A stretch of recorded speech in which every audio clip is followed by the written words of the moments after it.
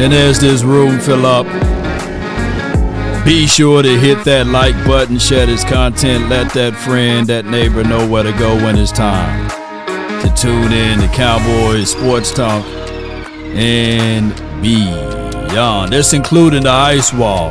Mama said that there'll be days literally just like this. Cowboys Oxnard training camp report, part 5. Come on.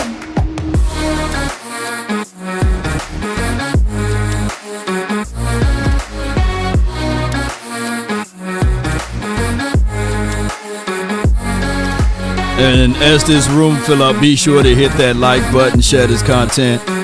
Let a friend or a neighbor know where to go when it's time to tune in to Cowboys Sports Talk and beyond. Now, I'm back in the great state of Texas.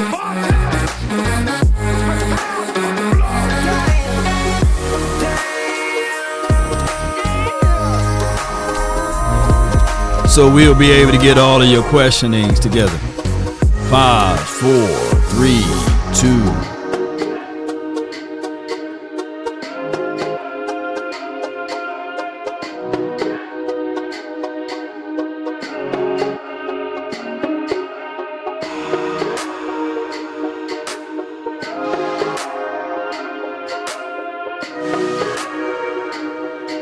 As the room fill up, be sure to hit that like button, and sharing is caring. They can come closer than close. Yeah. Original, they never will be. All right, appreciate everybody, man. That boy sent 10 jewels of the Baby Diddy pose, man. Appreciate you, man. Thank you so much. Yeah, practice started or camp started late this year, so family first. You know, I got 2 little ones, so I can't be 2 places at one time.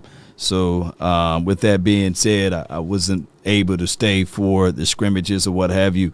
But I really appreciate you guys for supporting me and getting me out there for at least 1 week of Oxnard time.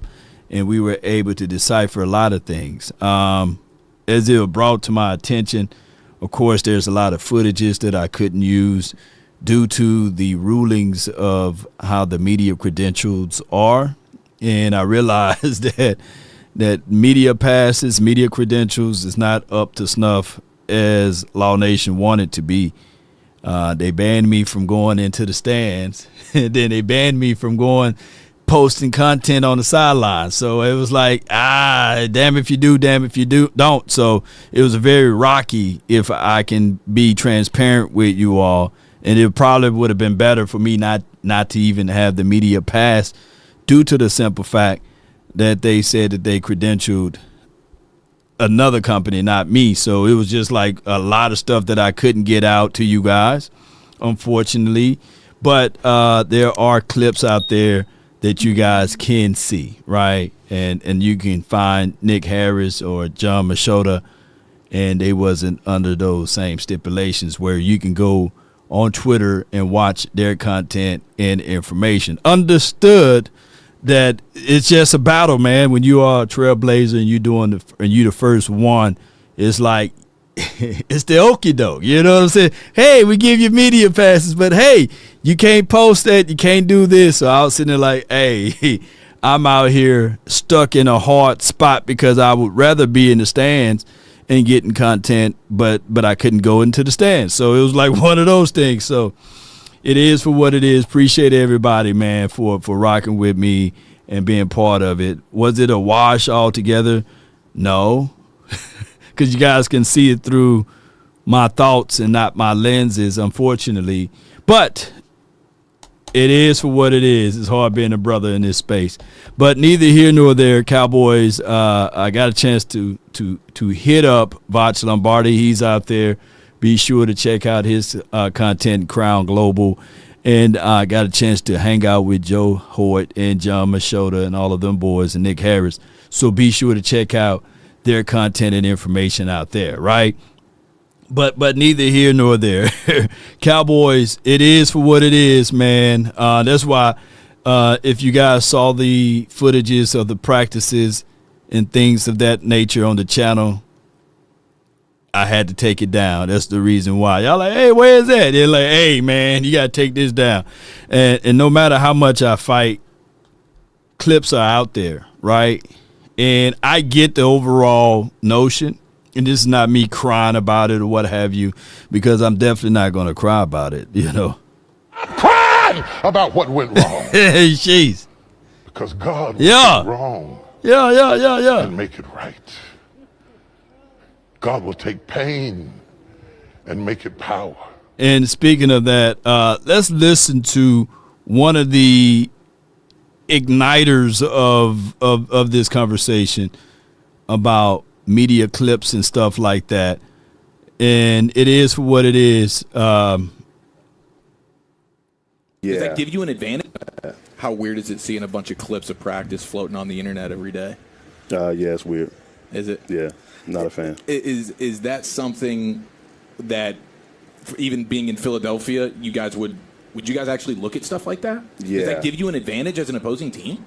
Yeah, yes and no. I mean, once you get past like game 3 or 4, everything's on tape, right? Okay. But when you're in week 1 or 2, you're looking for things. So actually, like, and I don't know if people realize this, but like I was following some of our, media members and stuff even before I got here, because when I was in Green Bay and then Denver and Philadelphia, I've played Dallas in all 3 spots.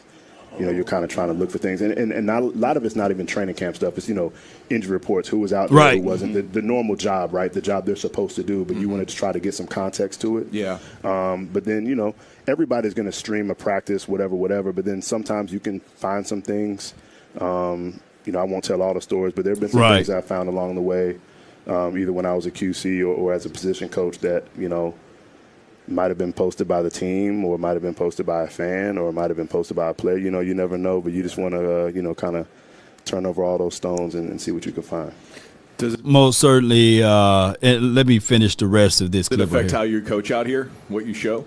No, we can't afford to let that affect it. We still got a job to do, and, they know what we're doing, and we just got to do it better. You know what I mean? So I'm not mad at CP because I see the bigger picture. And if it's worth it of us not showing any footages at all, then let's not do it, right? Let's not do it. 1,000%. Let's not do it, right? But here's my only thing. He says up until week 3, everybody would know what you occasionally are doing anyway, right? Now, I'm saying it like this, and this is just me being a devil's advocate. He said that I'm not finna change up the way I coach or the techniques that I bring. Well, you can always ruminate, right? You don't have to give away all of the secret sauces on those days. Now, granted, public practicing is public practicing. You're going to play the game in front of public people anyway, right? And I get it. I understand if people know the tendencies and the concepts that you bring about. But there's also a way that you can misguide folks. Focus on one thing and then use it as a weapon for another thing. So if you know people like yourself is studying to see what they can take away your good punches, then misguide them. You got all of the control. But neither here nor there. I love the camaraderie. I love the physical nature of things, and we're going to show a few clips from Nick Harris' page or what have you, and we're going to show you guys what's been going on. And I know most of you guys already seen it already, but I just got to be transparent. I'm not crying. I'm not mad about it. I understand the bigger picture of it. So if I get a tap on the shoulder saying, hey, Law, you put up 10 minutes worth of Cowboys clips that's giving away the sauce, it took me less than 2 seconds. There's somebody out there, and I'm not snitch law, but you can just type it in. There's somebody out there got 2 hours. 2 hours and 15 minutes of Cowboys footages and clips, the plays from the birth to the destructions of everything.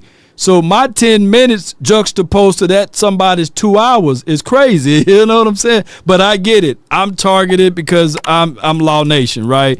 So it's just one of those things. So if it takes me to never have a media credential pass, guess what? I don't need it because I got the nation behind me. You know what I'm saying? I got you guys, you know. But it is for what it is.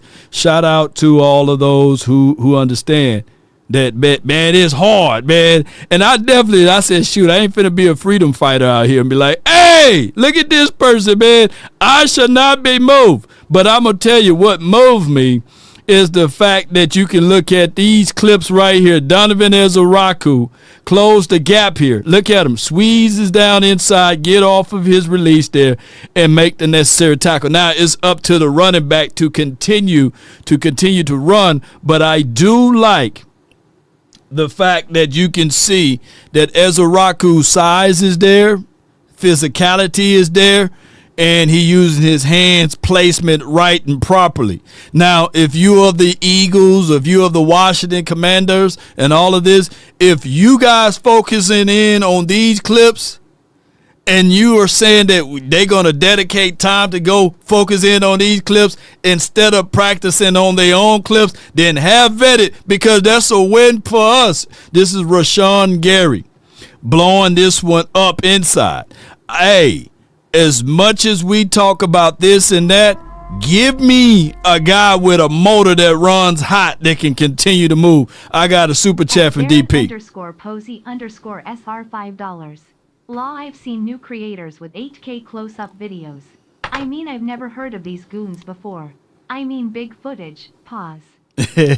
Right, man. Yeah. I don't know how to combat against that. I just know that I was out there not under my own name, you know, so I was credentialed through another company. So I'm not finna be the one that cry about it. I get the whole flow of it, right? I'm not finna be out here saying, well, this person worked for X, Y, and Z company and they're posting their clips on their independent pages. It's not going directly to the company that they're credentialed by. You get what I'm saying? But I get it. I get it. You know what I'm saying? They make up all type of rules because when you are making an impact to the situation, all I can do is be nice and kind and friendly, because it's not just that within the confines of all of this. You know, not everybody that's Cowboy fans are supportive of Law Nation. There's a few that's anti-law for some reason, right? They think that Law is just a fanboy of Dak Prescott, or Law just a brother that's out here trying to ask people that's only doing it for money. You know, you get all of that, and those sometimes negative voices go further than the positive voices, because on some videos that I put out there on TikTok or Twitter or Instagram and Facebook, it's only the negative folks. There's multitudes of videos, and I'm not complaining, I'm just explaining, that I will put out some good positive information and the negatives, the negative connotations from the people that post from the negative aspect will drown out the positive, because they the only one that's posting the engagement. So a post with no engagement is good, but a post that you put out there that's authentically that you are out there for the love and adulations for it. And if you got the good troops out there that's not responding, not communicating, and you only get the negative people that's posting, you get what I'm going, you see? So it's just plain out hating. Just like for an example, Julius Wood is a guy that Big Game James been talking about when we was on the Final Word, when the kid was in middle school. He plays for the Cowboys, right? So under my post, I said, hey, you know, shout out to Big Game James. This is Julius Wood. He coached him, blah, blah, blah. But the very first few comments is law fraud, laws this. And I got no positive people speaking up. And what happens is that it drowns out the overall message. And from a PR aspect, it looks like, hey, maybe that person is right, that Law is a fraud, right? Or Law is a fanboy. So it's up to you guys to also encourage the positive reinforcement and at least to help a brother out. You know what I'm saying? Because you're gonna have your naysayers and the people to carry all of the negative news. But what hurts the Cowboy Nation the most are supposedly Cowboy fans who like to rip upon, spit upon, and carry the bad stuff. And it's just crazy. Unfortunately, that's how it goes, and that's how it's viewed upon. Unfortunately, I'm just saying. But shout out to Big Game James. Shout out to Julius Wood. And shout out to the Cowboys for allowing me to post that clip. You know, although it was against, even that clip was against the rules. You know what I'm saying? Unfortunately. Yes, indeed. But it is for what it is. Once again, we look at Rashawn Gary from what he was able to do to blow up the interior right there, to get upfield is everything. All right, so this is Siobhan Revel, who's, in my opinion, is by far having one of the better seasons that I've seen in a long time out of a DB going into his second season. A DB going into his second season. Phenomenal. He got the rough end of the stick because you can literally see him going up against George Pickens. And then moments later, you can literally see him going up against CeeDee Lamb. I don't know if you can go through numerous of other teams that you're going to get these kind of calibers of reps. This is everything, right? This is everything. So shout out to him, man. Look how he's playing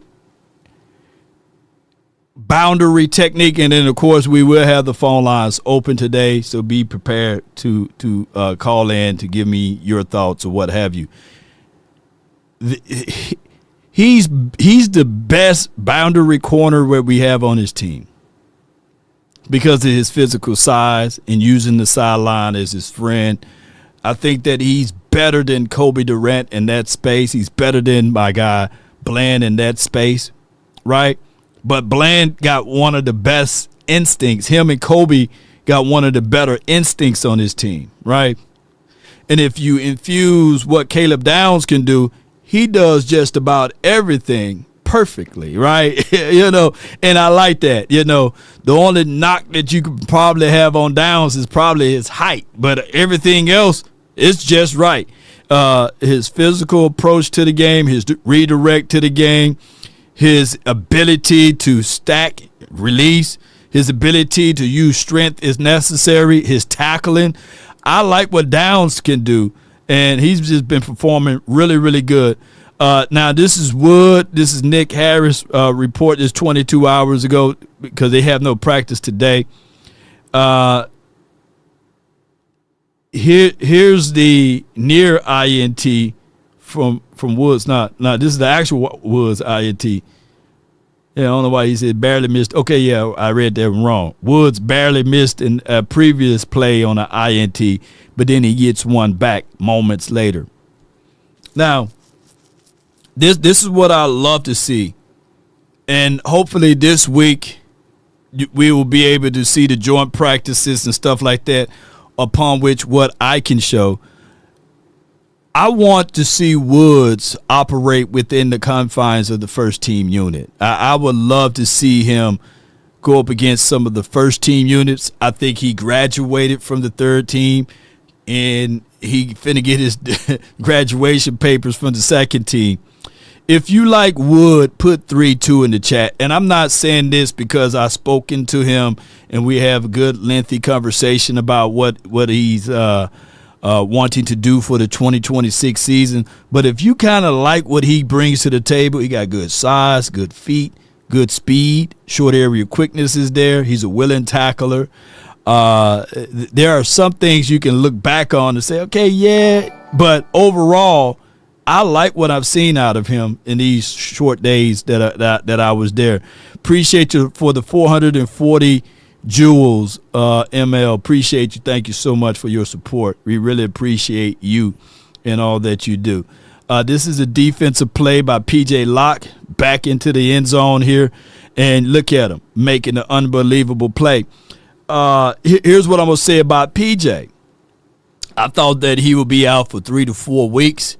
It ended up being only like 2 to 3 days due to that hyperextended knee or what have you. And he's been out there doing his job. This safety room, from what I can tell you guys, is a whole lot different, totally different from last season. Totally different from last season. Let me say again, totally different. Even the scheme that they put together for these units of the safety guys that's out there on the field is completely different. And you can see it when you look at everything and you'll say to yourself, yeah, I forgot, Wood. You can't say you like Wood, down in the chat. My apologies, forgot all about that. But put 3-2 down in the chat if you like Julia's plays, Don't put 3-2 down in the chat if you like Wood, Shout out to you, Big Amish. Appreciate you. Thank you so much for what you are able to do for the nation. Let's go, Cowboys. Looking at some more things. This is Mir's live file so far.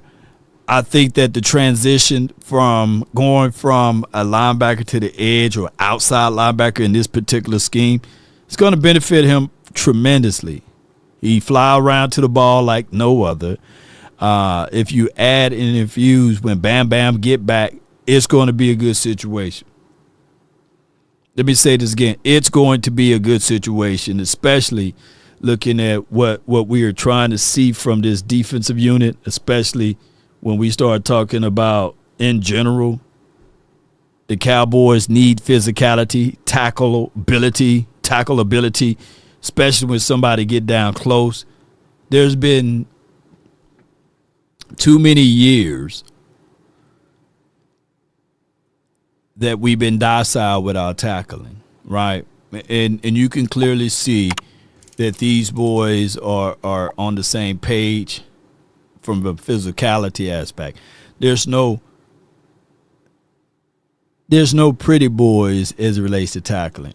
Everybody, from Kobe Durant to Bland to Revel to Jalen Thompson, who had his first day in practice too the other day, you get all of those boys to do their thing. And shout out to the hard hitters too, baby. That's in the chat, man. Appreciate y'all so much. I want to also include this conversation. When I first arrived there, got a chance to wrap it up with Jalen Thompson and his people. I just want to give flowers to, and here's another thing. So many people think, and I got to put this out there. So many people think that just because you leave one show and you go to another one, that you're supposed to be arch rivals within the Cowboys community, right? So many people would even shoot shots at Law Nation versus Foots the King. Foots my guy. And I get the people that love drama. There's no drama. Jalen Thompson. And let me tell y'all so much power that content creators got. When Jalen Thompson first made it to the Cowboys or what have you, he said that his first footage in his first video that he was able to see was from a guy named Foots the King. And he says, Law, do you know a guy named Foots the King? And I said, yeah, I know Foots. Yeah. Me and him worked together on a few projects, and we did podcasts together and beyond. And he was just wanted to say that this openly, that Foots know his stuff, and he's a real good guy, and he would love to one day sit down and talk with him. So we're going to make that connection when he get back to Dallas or what have you, because I know they locked in and focus in. But the entire Thompson family is indebted to Foots the King because of the way that he was able to blend in positivity and, some critiques, but the most overall, these football players, they love to hear at least some positivity. And that goes a long way when you are a CCC, Triple C, Cowboys content creator. It's one news when you get it from the media and the personality that they have there, but it's another news when you're getting it from a Cowboys content creator whose heart is about improving this team, whose soul is about helping this team, whose intentions is not to derail or to rip apart this team and to go back 30 years and 30 seasons. Thompson wasn't here for 30 years, 30 seasons. The kid not even 30, right? And on top of that, you got to understand too, by the way, it feels good when people know your content and watches you, and you can get some positive rapport from it. So shout out to Jalen Thompson and all that he's doing. And even if it was a negative report, right, that's still information that you guys need to see, that they listen, they watch these type of content. Appreciate you, man. Thank you so much. This is from Terrell. Appreciate you for the 2 jewels, and the names will remain silent of those who he said, hey, man, I can't stand this person. You know what I'm saying? But it is for what it is. Cowboys Nation, appreciate everybody. The next footage is a Dak Prescott to CD fitting for a George Pickens celebration. Man, let me show y'all this right quick. Boom. And this is Dak Prescott to CD. Yeah. Just all over. 2. And they just shooting it up. Now there'll be a fine in the NFL. Now you can't do that. Can't do that on the NFL field. But you can do that out there in the practice field. And here's what I want to say about CD and George Pickens. You ain't shutting them boys down all day in practice. You ain't. You gonna win some, or you might win a few, but you're gonna lose a lot, right? And that's just for what it is. I don't know if Pickens ever made All-Pro, but he might be All-Pro this year. But these are All-Pro kind of caliber wide receivers. And you do have an All-Pro quarterback throwing him the ball, though. For those who want to talk bad about Dak. I get that. You know what I'm saying? So shout out to Foots, man. And shout out to Feets. Feets the king. Boy, y'all crazy in the chat. All right, this is Dak Prescott to George Pickens, who runs it all the way down, And Pickens is like, he's slippery, man. It's like so far in camp, if you are to say who had the best or the better camp out of all of the offensive guys, First, you will have to sit back and say, man, you got to do a hat tip to George Pickens.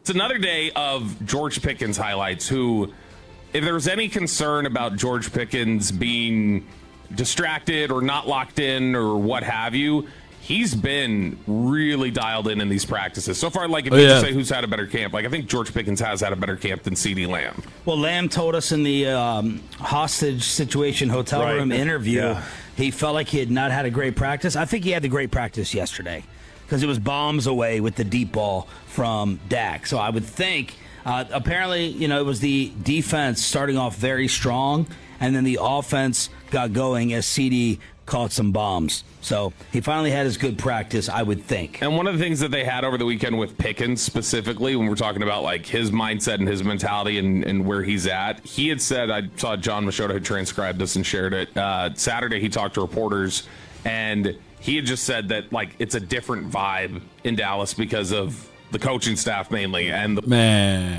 Man. Yeah. Shout out to Lando. He's out there as well. And all of the other people that's out there in Oxnard. It's a different vibe. Regardless of what this team may look like going into 2026 season, it's a whole lot different as far as the coaching staff. You got BT Jordan working with everybody. I mean, he was working with wide receiver CeeDee Lamb and Pickens. You got Coach Ryan Smitty, who's in the face, man, of all of these DBs when they mess up. In the face when they do something right. I like that. Regardless of how Christian Parker is, I love his demeanor. He's, for a 34-year-old, he got a very mature demeanor. And then he knows how to really tap into the cultural aspect of these guys. Not to say that Matt Eberflus didn't, but damn it, he didn't. You know, and when you start to think about that, you have to look at all of that stuff, man. I like what it was able to see collectively from Christian Parker. Yeah, Bass, I'm back, man. I'm back from Oxnard. I ran off, man. So it is for what it is. You know, shout out to Oxnard. Shout out to Cowboys and all what they do. Yeah. They say go where you celebrate it and not tolerate it. They was sweating because I was out there. So unfortunately, it is for what it is. Different vibe, been saying that 20 years. Is from John Paul Gutierrez. Hey, to each his own. Now, will the Cowboys win the Super Bowl this year? It's not up to us fans. It's up to the people like the Christian Parkers who said, hey, Super Bowl. That's up to him. But I'm telling y'all right now that he will not be here for long.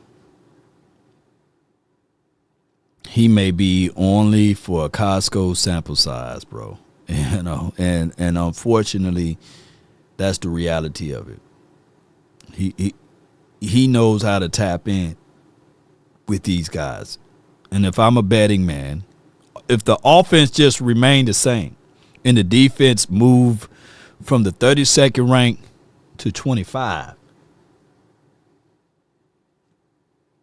it's going to be something special. Yeah, it's going to be something special, man. These guys are willing to run through a brick wall for them. Like, every play is competitive. There's no plays off. Like, no days off. No plays off. And if it's a play off, the coaches will let you know. The hardest thing to do in this situation, in this space, would be count the DBs that's going to make this team. And count them, you know. We come up with these numbers all the time. We got Kobe Durant, Bland, Jalen Thompson, P.J. Locke, Hooker. Right? You got Siobhan Revel, Devin the Dude Moore, right? That's 7 right there. Caleb Downs, that's 8.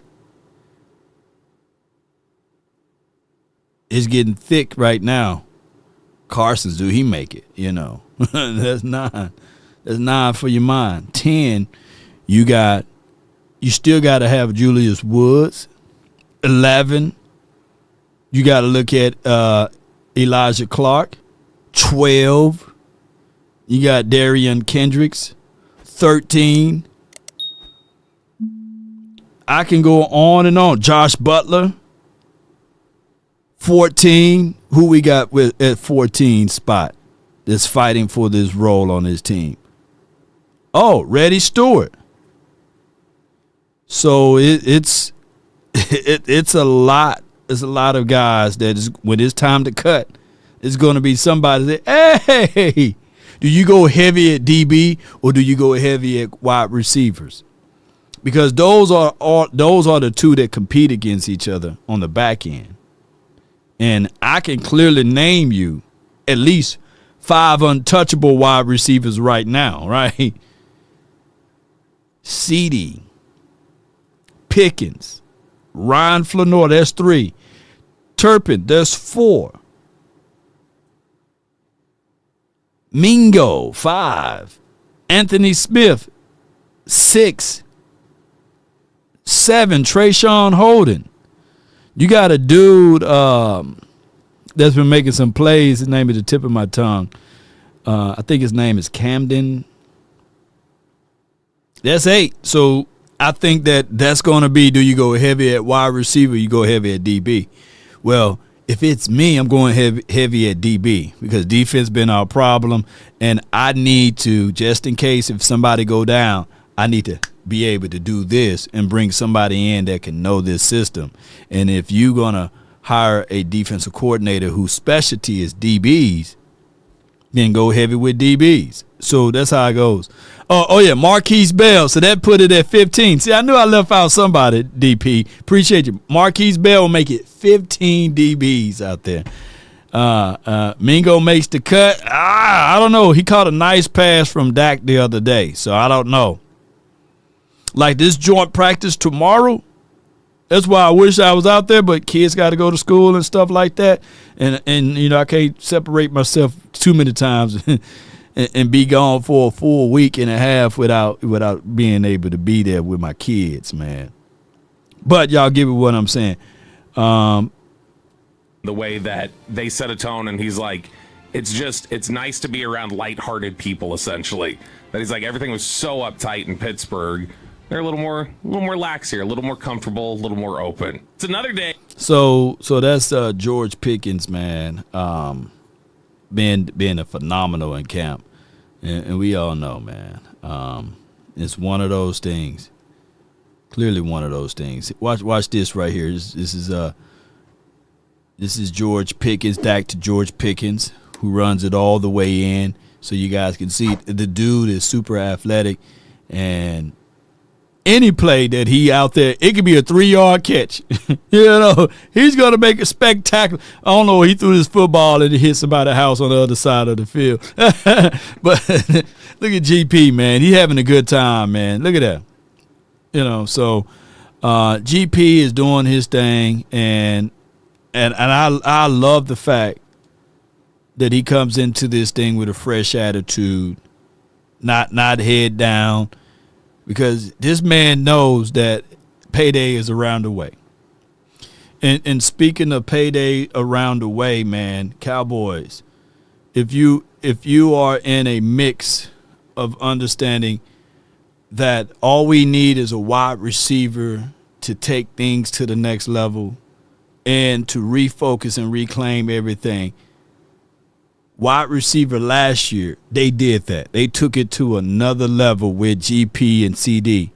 But what if we go back-to-back 2 years in a row with this combination? And when we think about combination, I want to talk to you guys about our proud sponsor of today's show, and that is Ultra, man. Ultra brings in an unbelievable capability of you having boost of energy, reclaim focus, getting your mindset together, and it also helps you improve sleep. Now, it's nicotine free, and you can purchase yours by clicking the information in the description box to get discounts off of your purchases, and also it takes 45% off of your order.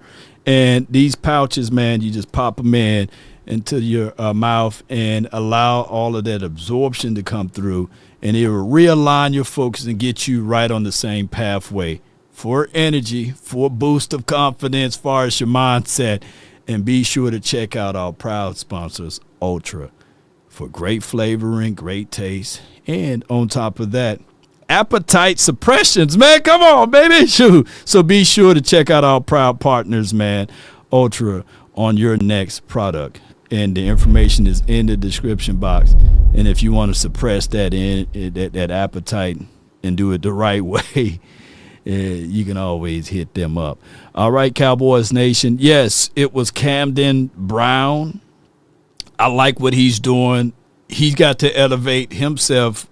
And I love doing this interactive show because I love being able to talk to you guys. Big Sarge, I like the fact that Camden Brown, he physically greets the ball while it's in the air. What he got to do is prove that he's worthy of that final spot on their wide receiver room. and he got to elevate from the third string team to the second string team, then to the first string. So he got a long way to go. But the politics aspect of it, to me, just like I mentioned on the defensive backside, you're not finna draft a Devin Moore to cut him, right, and hope that he can clear waivers, then you can put him on the practice squad or what have you. He got too much good tape out there. The same could be said about Anthony Smith. You're not finna draft a guy and then cut him and then say, hey, I hope that he can clear waivers and all of this stuff to bring him back. Anthony Smith and Devin Dude, both guys on different sides of things, may be safe because they were drafted by the Cowboys for at least 1 year. So that's the understanding of those positionings there. But I cannot get mad at what George Pickens is doing on the front end, as well as CeeDee Lamb and as well as Ryan Flanoy. If that is the hardest decision that we have to make is on the back end, then let me roll with that. Let me hustle with that, baby, because these are the things that I look for. Can we continue to help out our bottom line, which is the depth part? Because the Cowboys, regardless of the situation, when it's time for us to get to the postseason game, will we be healthy enough to have our healthy guys focus in? And if we need to use guys that's in the depth parts of it, can they stand tall or not at all? And that's what we're seeing. This team is being built right and properly. So, yes, and I do agree with you, Camo. May the best man win. And that is the plan of all of this. So shout out to GP and all what he can do. And shout out to Revel and Kobe Durant on the defensive back on all what they can do to help raise the competition level even further up for those who trying to make the team. And speaking of Camden Brown, this was a play from the other day of him catching the ball. He's number 6, by the way, making phenomenal strides. It's from Sam Howell to him. Camden Brown been a name that we all been like, hey, look at what he's able to do. And if you guys can see that, he's just that person that's making those plays. So shout out to him. Can't wait to see how the Cowboys can literally increase in that spot. This Joe Milton, man, the strongest arm in the NFL, or one of the strongest arm in the NFL, just throws it with prestige.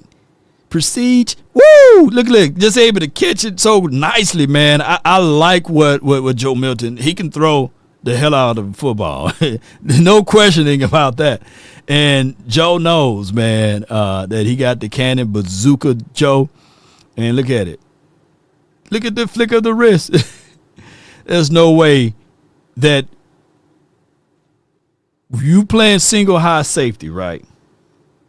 And if your DB is not able to win off of his release, keep in mind, Ryan Flanoy still runs a 4.40.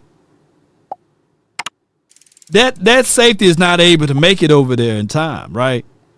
These are plays that you can casually see from day in and day out.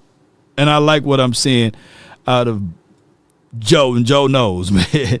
If it's single high safety and you got one-on-one to the outside, he can go either way. He can go to the right or the left. And I trust Joe. Here's my one takeaway. And all of the Dak Prescott apologists, close your ears. You know, Dak haters going to love this part, you know. I would love to see a series of Joe Milton, and this is not me throwing any shade at my guy Dak, because I like what Dak can bring to the table. But I would like to see a series of Joe Milton with the number ones. I just like to see it like literally him dropping back. He got CeeDee Lamb, he got GP, and then he got Ryan Flanoy in the slot or whatever they do far as that offense. And then they can do combo runs as it relates to Joe on the end around and stuff like that with with Kevontae Turpin, or you can put Kevontae Turpin on a 9 route if you put him into the game. And then you can do the Javonte Williams stuff with the reacting plays. There's a lot of stuff that you can do with an athletic Joe Milton in a situation that he can light up the scoreboard, especially in preseason game. If we can get one series, now I know the Cowboys don't play their starters, but if I could just see one series with Joe with that team, with the first team unit, oh wow, we'll see what that looks like. But overall, Joe Milton is having a quiet, good camp as well, Cowboys Nation. And then he'll turn back flips into the end zone when we score. I wonder, somebody need to ask him, can he turn a frontward flip? Come on with it, man. Let's get it, Cowboys Nation. Let me know of y'all thoughts, man. Verdi states this, appreciate you. I would like to see Milton with the starters too. Yeah, see, I'm glad I'm not alone, man. I'm glad I'm not alone, But Joe is doing his thing with the twos, with Trayshawn Holden, and of course they have some packages with Ryan Flanor with the twos. But yeah, I wouldn't mind seeing that, And he should be more confident in this system altogether going into the second season with Shoddy and them, and it is for what it is. Cowboys Nation, appreciate everybody, man, for rocking with me. Before we go any further into this, man, there's still a chance. We got 12 days before the final drawing, and I want to be able to present this to you guys, to my proud sponsors of the show. Away, away, away, away. Away, away. Away, away, away, away. Away, away. Away, away.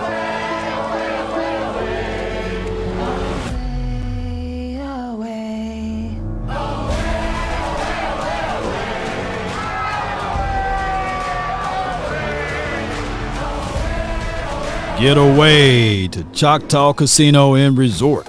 There's one chance left for you to win $1 million during the 3 months 3 Millionaires giveaway at Choctaw Casino and Resort Durant. 2 Rewards Club members have already walked away millionaires, and you could be the one to take home the final $1 million prize. The last chance to flip your future is August 22nd.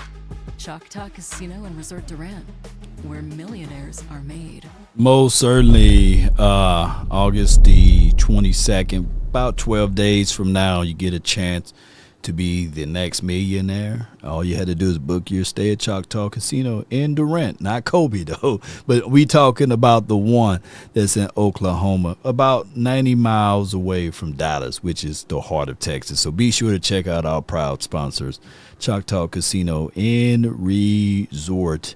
Away, away, away, away. Yeah, I do agree that his accuracy could be questionable, right, with Joe Milton. But the best way to get accuracy going is to get out there and practice and improve yourself, man, and be in front of live ammunition. Now, the thing is, when you have 3 quarterbacks, 2 really fighting for a role in position, that's Sam Howell versus a Joe Milton, the people that suffer from inaccurate quarterbacks are your wide receivers evaluation, right? That's a normal handoff.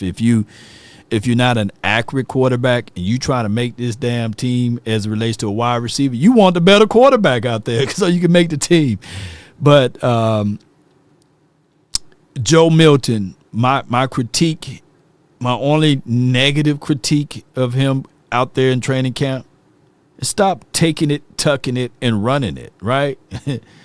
There's no prize for you running and scrambling around for 11 to 12 yards down the field. Squeeze that ball in between those defenders. Give your wide receiver a chance to make a play on the ball.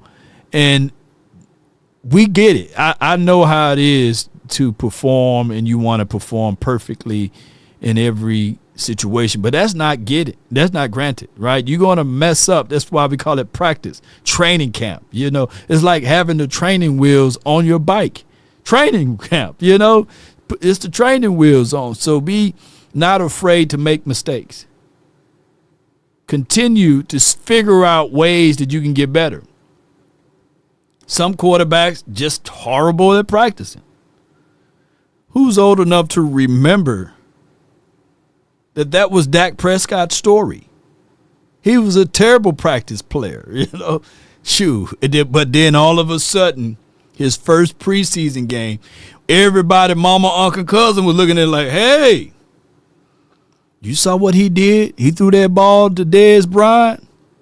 Hey, he going through his progressions pretty good. Because he went through all of the hardship things in practice. He knew not to go with that ball that way. He knew not to go with the ball that way because he was fumbling around in practice. Sometimes you got to make your mistakes. You can't be so secure, man, and doing dump offs and check downs and running it for yourself. That's just my advice. You know what I'm saying? I'm not a quarterback. You know, I'm just saying, you know. But from what I can say is that the only critique I got from Joe Milton is the simple fact, stop taking that ball and running it, man. Throw that thing, man. You know, just throw it. Throw that thing in a circle, huh? Practice is for learning. It's just the fact that we the Cowboys and all of our practice clips are out there for the public to decipher and critique and all of this stuff. But don't be afraid to make mistakes. Sam Howell is not making mistakes out there. The problem is with Sam Howell, he working with the third team unit. You know what I'm saying? Like he throwing football literally to guys who could be Uber driving around the place, man, and working at Amazon and beyond. You know, you get what I'm saying? This is Bama boy, but Sam Howell in that first preseason game against the Seattle Seahawks, he still have a chance, though. Because let me say this, too. You earn your spot on this team if you can win the crowd, right? Like Avonte Turpin, his first preseason games, he won the crowd, boy. He took them things to the house. Everybody like, we got us one. We got us one, baby. Bama Boy States, appreciate you, man. Thank you so much for your support.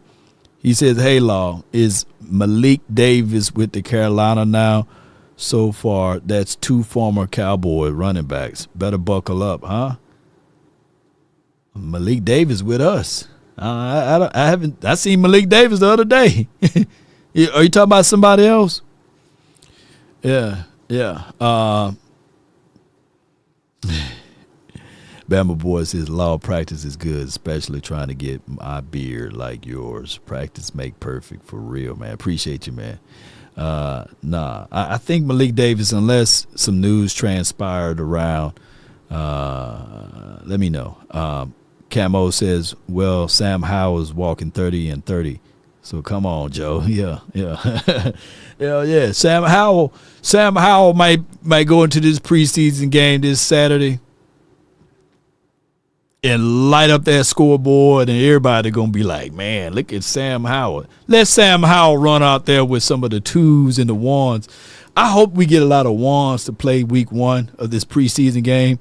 I know that it's going to be a lot of battle tomorrow, but shoot. We seldomly win preseason games. Yeah.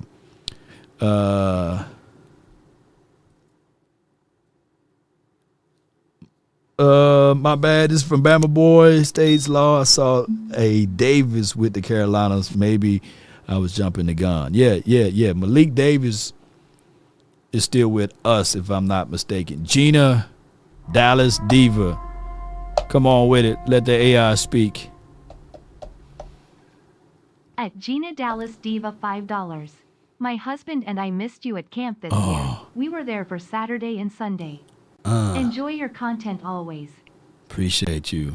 They had me in a chokehold on Saturday. I can't even hold you. I couldn't go to the stands, and I had to be in certain areas on the field. So next year for sure, I'm for dog sure. Like, man, nah, I'm good. I don't need no media pass. I'll be stands Law, so I can be with you guys. That hurt my heart, Gina, that I didn't get a chance to see you this year. But if you ever in Dallas if you ever in Dallas, let me know, and we can see what we can do, especially if we start kicking back these meet and greets and stuff like that.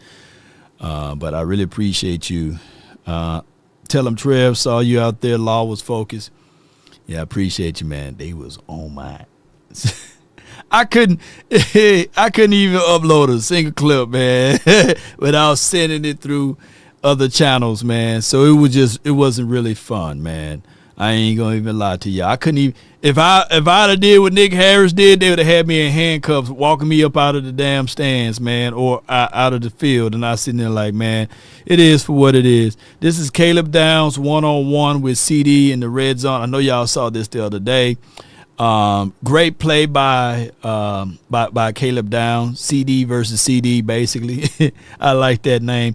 To me, this clip got 2.9 million views. Let me say this again. This clip done got 2.9 million views. Can y'all see it? Let me see y'all. Hold on. Hit the wrong button. 2.9 million views, man. That's crazy. That's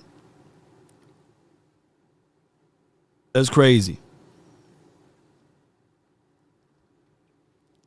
That's crazy. I like what Caleb Downs is doing.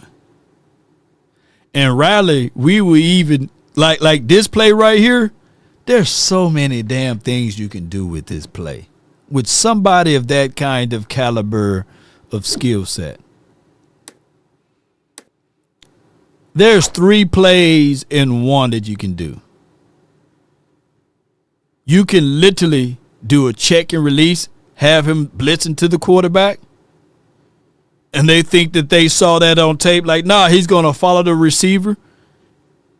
You can literally have him to have someone to roll coverage over the top while he's on this slot fade position. You can cheat the safety inside. There's so many things by Downs' capability of all, you know. You can have him to just fall into the zone and get off a man.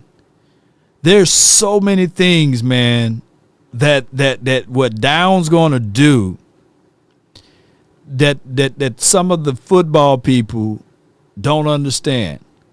This kid is a weapon and a half, baby, and he's going to bring a lot to the table as relates to this. But since we are cookie cutter pressure for time, man, don't want to steal all of y'all time today. Von Miller's trying anything and everything possible to get to the Cowboys. He made a post the other day about the whole notion of Dak Prescott, and you can call it maybe he just celebratorying of saying, okay, let's do this on behalf of like me trying to get to Dallas. Maybe that's the case in the scenario. But this was a Von Miller post. And yo, Cowboys, Miller's not playing around with it. He got the 2027 Super Bowl champs, Dak Prescott holding the trophy, and then he's saying, why not? Now, I know that he's from Texas, from DeSoto, went to Texas A&M, Gig'em, I believe. So his heart is right here in Dallas, right?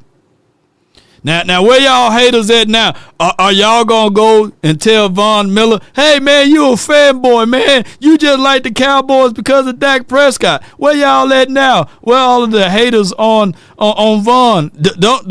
Don't call me the hater. Or don't call me the Dak Prescott apologist.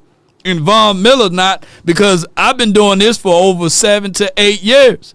And I never made a post like this. I never made a post with Dak Prescott with 2027 Super Bowl champs. So I need for all of the Cowboys, Dak Prescott haters to go and hit up Von Miller right now and say the things that y'all say to me to Von Miller. And I would love for y'all to say it to his face and beyond and talk about him.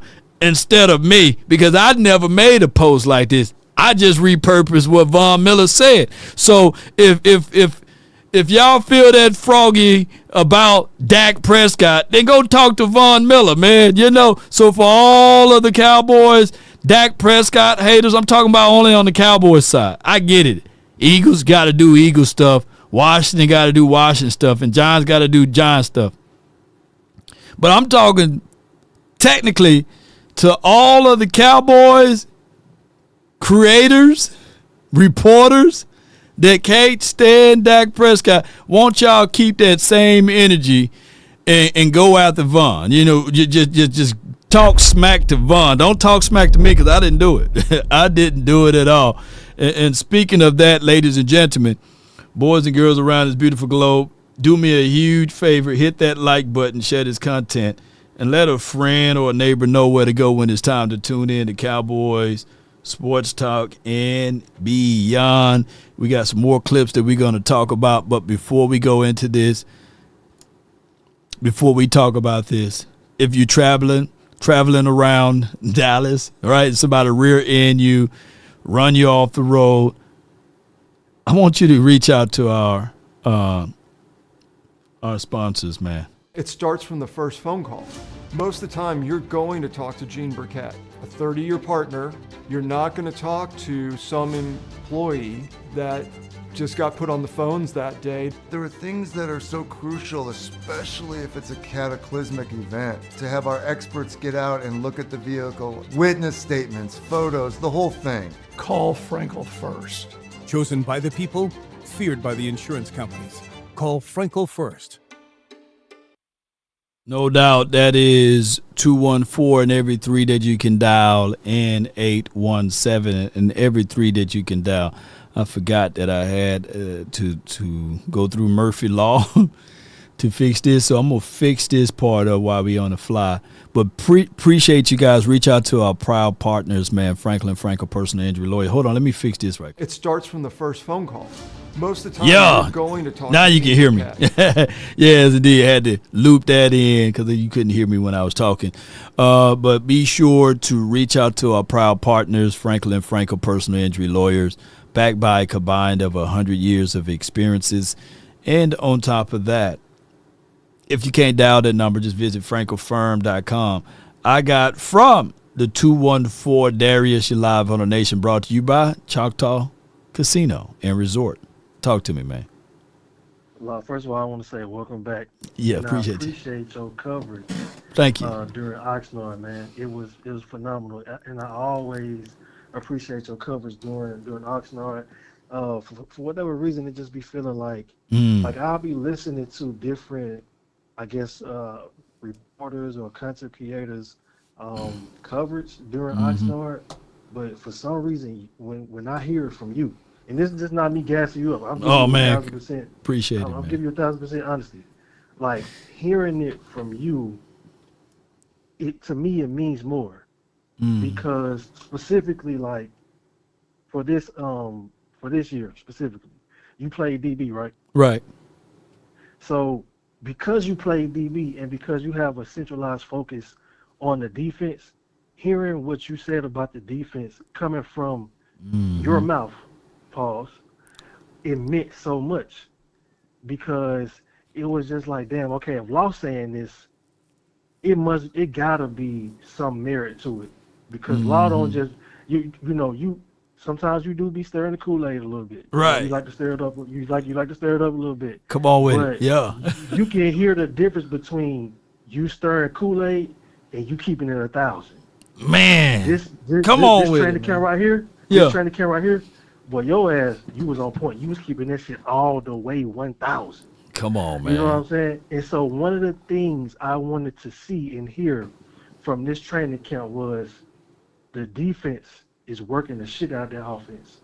Because I'm not worried about the offense. I'm not worried about them now. I know they finna go crazy. I need to see what the hell the defense finna do.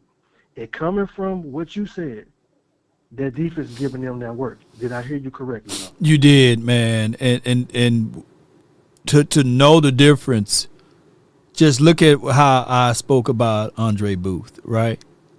So sometimes people think that I don't critique to a degree. I do, And when we was talking about Kyer Elam and Andre Booth, this is a whole different situation. There's no me putting too much dip on a chip when I say Revel is different this season. When you can literally see Revel losing, and this is okay. I like that he losing against GP. I like that he win a few against GP. And I like that he win a few against CD Lamb. But I do like the fact that when he lose, because this is the reason why. The NFL is not pumping out a CD Lamb and a George Pickens on every team that you play. You know what I'm saying? So this is a great situation. And then when you look at Kobe Durant, who got the mindset of a Jordan Lewis, but got the foot speed and the skill set of jumping the routes and all of this stuff of other DBs that we've seen in the past. Now, granted, there will be people to say, well, why was he out there on the free markets, man? Why he didn't go get re-signed back to the Rams or what have you? He's still not a Dobbins, but here he is our Dobbins, right? You know what I'm saying? Or McDuffie, whoever it is that got signed by the Rams. I think it's McDuffie, my bad. But McDuffie, Trent McDuffie, my bad. I don't know why I'm thinking Dobbins. But I like the way this defense is, bro. And it's going to be a whole lot different than what we seen last year. And then one of the things that popped off on film, on clips to me was, and I wanted to trust my eyes so bad, so I had to go back into my mental Rolodex and kind of think have I ever saw training camp like this? One of the things that popped out on the clips before you even got there was the intensity and the energy and the level, I guess, of communication. That's the first thing I saw when I started watching the clips of training camp. And I kind of wanted to cross-reference it and cross-examine it between the different people that was out there, like hanging with the boys, I guess, Will Chuck and different people. And everybody came back saying the same thing. The intensity level, the energy level, the communication level is all different on the defense. And so I was like, you know what? That's exactly what I wanted to see. Now I'm all the way 1,000% excited, and now I can all the way solidify and say, hey, we're going to at least have the top 15, top 12 defense, and then maybe even better than that. I wanted to know your opinion on what I just said. When we start talking about communication, that's everything. Far as top 10 defense, there's still hope that we could be there. I can't definitively say we will be a top 10 defense. That's not my position, right? But the way that they are moving, the communication, everybody tackling, it's hard to get a ball to be fit in certain locations because everybody is fighting to the ball, getting their head around the techniques that we all used to cry about. Damn, we wish the Cowboys can just get DBs to turn their head around. That's automatic now, right? And if you don't do it, you get Ron Smith and you get Coach Ansley and you get Christian Parker yelling at you. Whereas back in the days when I was out there, it was only one high energy guy, and that was Al Harris. Now we got literally 3 Al Harrises out there, and that's what I like, the intensity, the tenacity, all of those things, man. We're seeing it, and I hope that we can be a top 10 defense. I just don't want to outspeak my wisdom teeth and say that we are without me being able to make that changes. You know what I'm saying? If I was out there, I'd be like, yeah, we top 10, top 5. But I'm sitting here from the sidelines watching. So yes, bro, give this team a chance. Give them a time. They might be a top 5, top 10 defense. I ain't going to even lie to you, bro. And that's what I'm thinking, Law. I'm not going to cap, bro. I'm too lit. I'm too lit. Can I say, let me say this. Hell yeah, say what you got to say. So when I look at CP, and it hurts my heart so bad, but it's I'm looking at a head coach in the making right now. I'm looking at this, bro. Me and CP the same age, fam. Dang. And so it's just it's crazy to see somebody kind of like that. But it hurts my heart because it's like, Lord, we ain't gonna have him that long. You ain't gonna have him long. I can just already feel it, bro. It's just like, I just hope that we stand 10 toes down on CP. Don't leave till we get a Super Bowl out your big dog. Yeah. Don't leave us until we get us a Super Bowl out of you and this coaching regime. I already know everybody gonna be trying to pluck people off our tree. Yeah. Let's just stand firm. Yeah. And just let's get this championship. Yeah. When y'all run off. Yeah. Please. BT. Come on with it. Marcus Dixon, CP, man, hey, let's stay locked in right quick. Don't leave us yet, please. You know what I'm saying? Indeed, but overall, man. that's how I feel. I appreciate you, Lord. It's good to have you back. One love, and I'm out, man. Man, good call from Darius, man, from the 214. The good thing about it is that CP will be a future 3rd round draft pick for us. You know, due to the Rooney Rule and all of that, he's going to be a 3rd round draft pick for us. You know, and I would go to CP now and put like an incentives, like, man, since you talking Super Bowl, I got $10 million on the table, man. If you win it, you know what I'm saying, as a bonus, and or 5 and 5 for the coordinators or what have you. Look, Jerry, you won't miss $5 million or $10 million. Shoot, I put all of those incentives on my coaching staff. There's no salary cap as it relates to coaching. Yeah, and they say, well, why are you using money to motivate people, man? Money answereth all things. If I read that somewhere in the book, let me know if I'm lying. You know, put money in front of these guys, man, because when CP talked to Darius Slay on why he took the damn Cowboys job, he said, because of the money. So that's what I would do, you know. That's what I would do. And get things going from there. Defense is looking a whole lot different. But I got my brother from the 901, man, in the build on, man. Talk to me. Shout out, Law Nation! Shout out, Cowboy Nation! Shout out Toxic Turf! Shout out Too Cool! Shout out 100 Gram! Shout out Tanique Charles!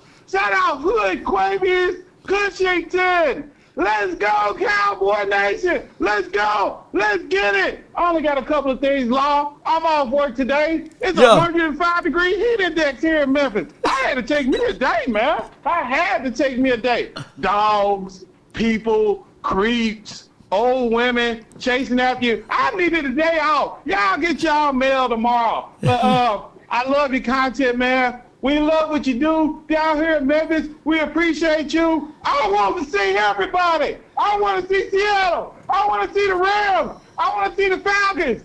Our defense is going to be top 10. Our defense is going to be formidable. Let's go. Let's get it. That's all I got. I'm enjoying my day off. Shout out Law Nation. Let's go. Let's get it. Yes, indeed, baby. Got it. Got it. It's your boy, Yo Gotti. Got it. And I remember you. Do you remember me? And I remember you. Do you remember me? Huh?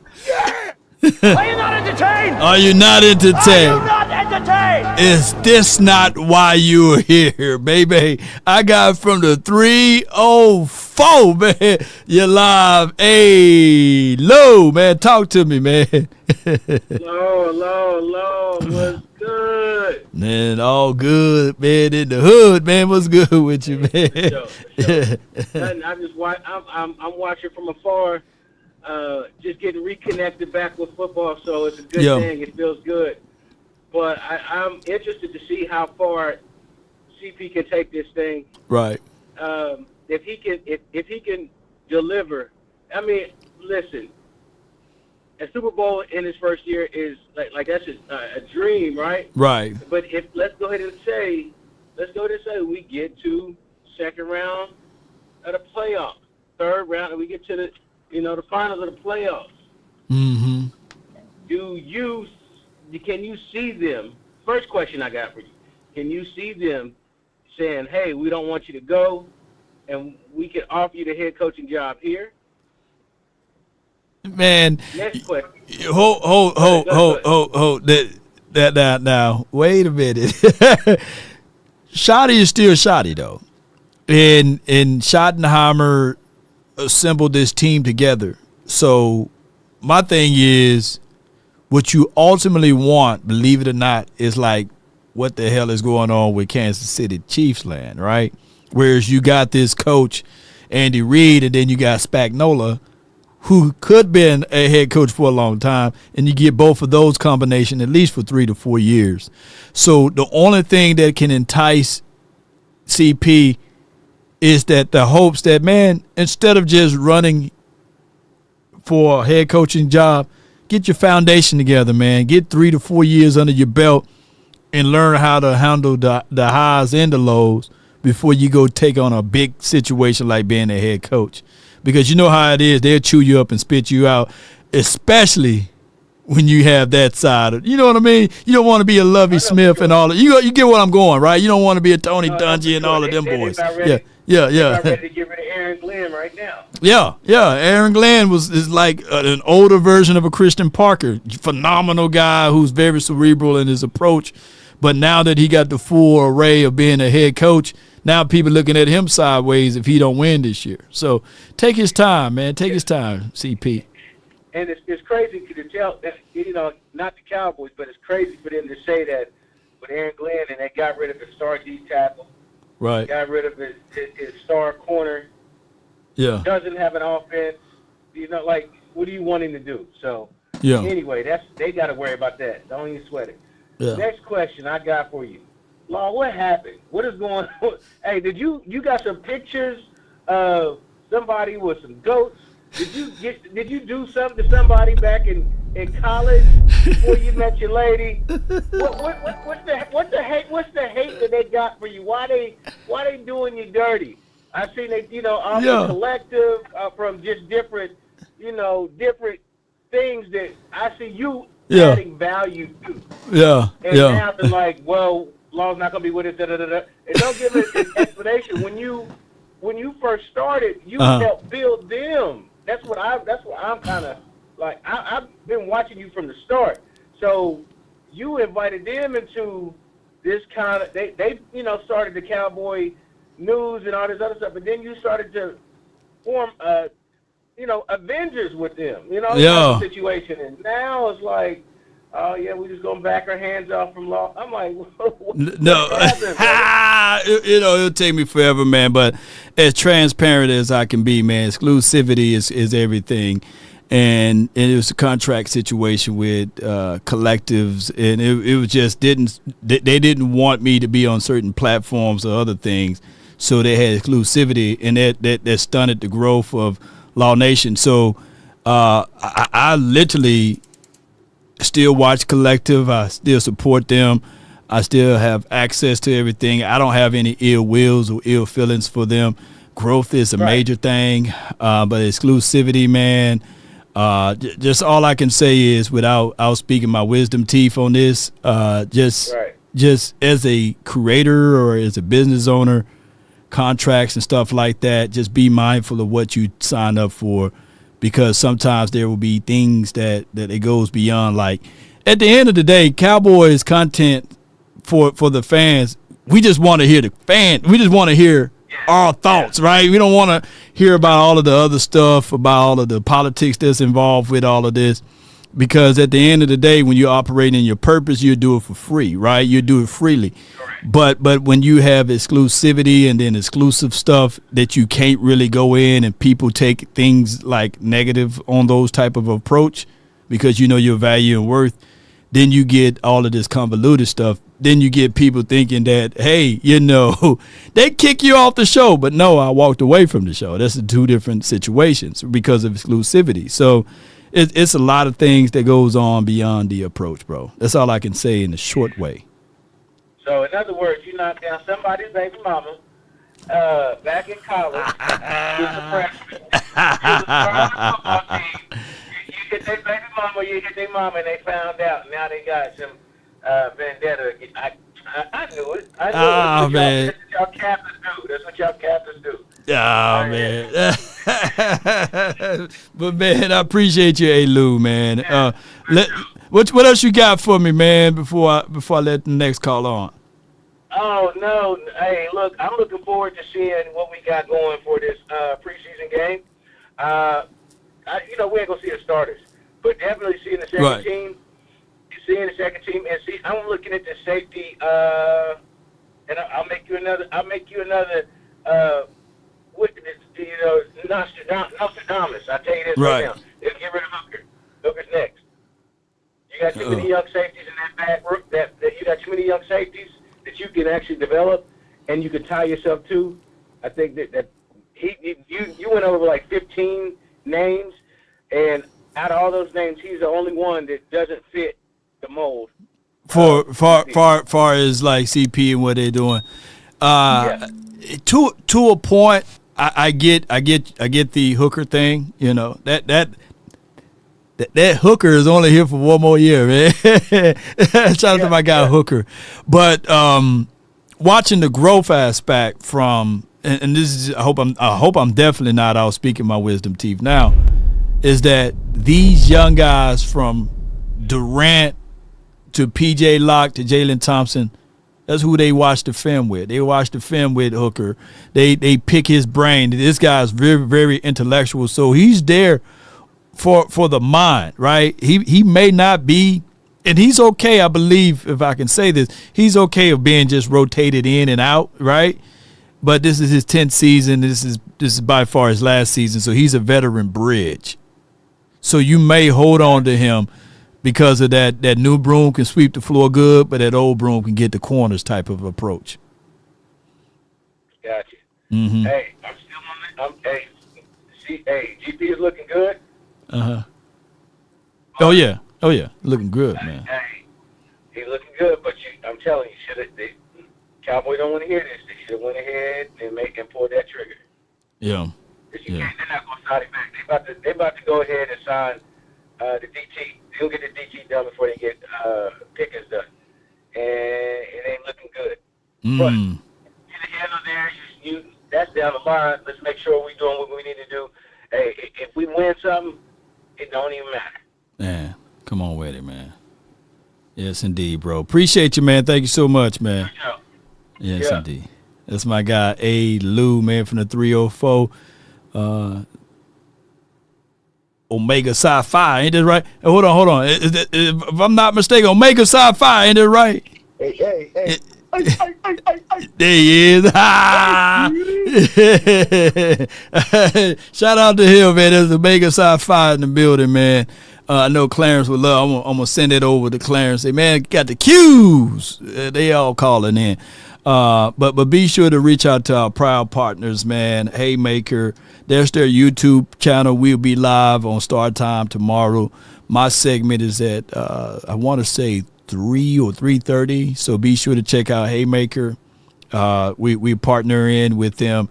They do unbelievable things for the nation, and it's a startup company, man. We've been only this will be the first year in, so. Let's see how all of this stuff work out for the love and for the good. And Turk, he put row QQs in there, man. Shout out to all of the Q dogs, man, that joining the platform today. I got my brother, man, that been getting it out of the mud with me, man. And before I bring him on, his clips, man, they literally, man, I hope I probably get a knock on the door saying, damn, Law, why you say everything? But, man, that's the only way I can be, man. Now, my guy clips then did over 100,000 views, man. And they tapped me on the shoulder again and said, hey, how are you able to be in the stands and on the field? I said, man, I got shooters, man. I got shooters, baby. And I got my brother from another mother, man, who's a shooter indeed, that's been doing all of the Lord's work, man, out here.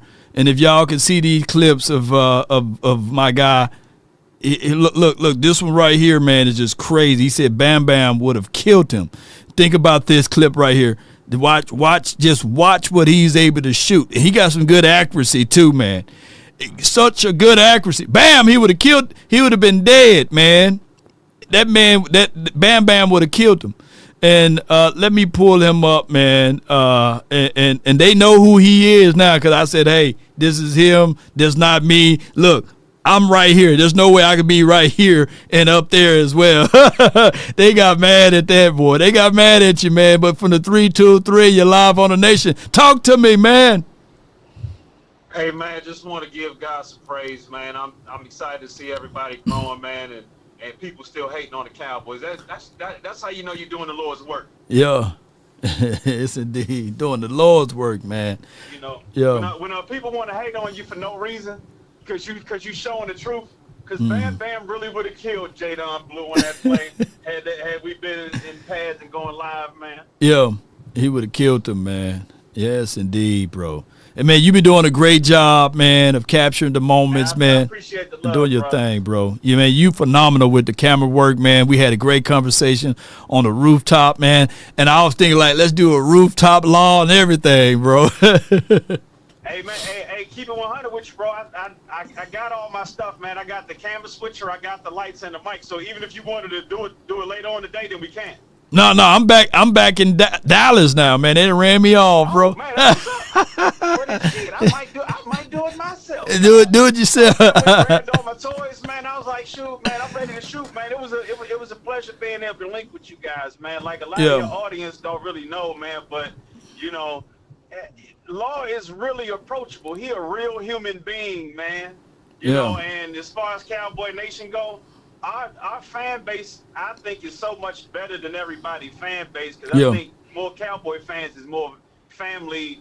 You know, like it's a family brand. Like right. We've grown up in the Star, and we care about people, man. You know, so it was a blessing to be able to be one of the shooters, man. You got a dope ass team, man. I was glad to be able to collaborate with you, bro. Hey, man, I appreciate that, man. Even though, man, they're giving me so much sweat from your work. It was just too good. I'm for real, right? Like real talk. Like they were like, well, who is this Blake guy? He don't have credentials, and I said, no, Blake was never on the field. Blake was in you were never on the field, bro. They thought that I had. Man, like, yeah. The security lady, she was like, you can't have the big cameras in the stands. Yeah. So I kept having to move spaces and hiding behind other fans, man. It's a process, but the truth got to get out there, man. Right. Like people need to be able to see, for real, these, especially like Barham and being able to see inside action on Caleb being able to feel and everybody being able to move in space, man. It's all the different angles that we, especially with the Tyler Guyton stuff, man. Yeah. I'm surprised that the Tyler Guyton clips didn't go up as much as everybody been worried about left tackle. I done felt good, man. Yeah, man. It's I don't know, man. I think now this is my honest thoughts on everything. Just by being in this space for so long, I think it's not about the damn people watching these clips and picking up what the Cowboys are doing. It's about them getting it out first, right? And put their name on it. And put their name on it. They're supposed to be the only ones to do it. Right. But they don't mind like bull sugar stuff. They get out first. But when it's like movie quality, like liquid, like what this flow can run, I got this playing in a loop. They don't like that, man. They be like, man, God dog, boy, that's better than. Why are we paying $100,000 to these guys and we getting these clips out of here for free? You know, so that's what it looks like. It making the job hard. Into the whole pulse of the nation, and if they really want to be 100, bro, everybody remember when Comedy Central didn't pay Dave Chappelle. Right. And then Dave Chappelle went and did a whole nother special where he came and talked to the fans and was like, "Don't look at none of the stuff that I already did." Because they trying to jerk me out. How the people gonna be kicked out of who's supposed to get paid just because somebody want to say they the boss of some stuff?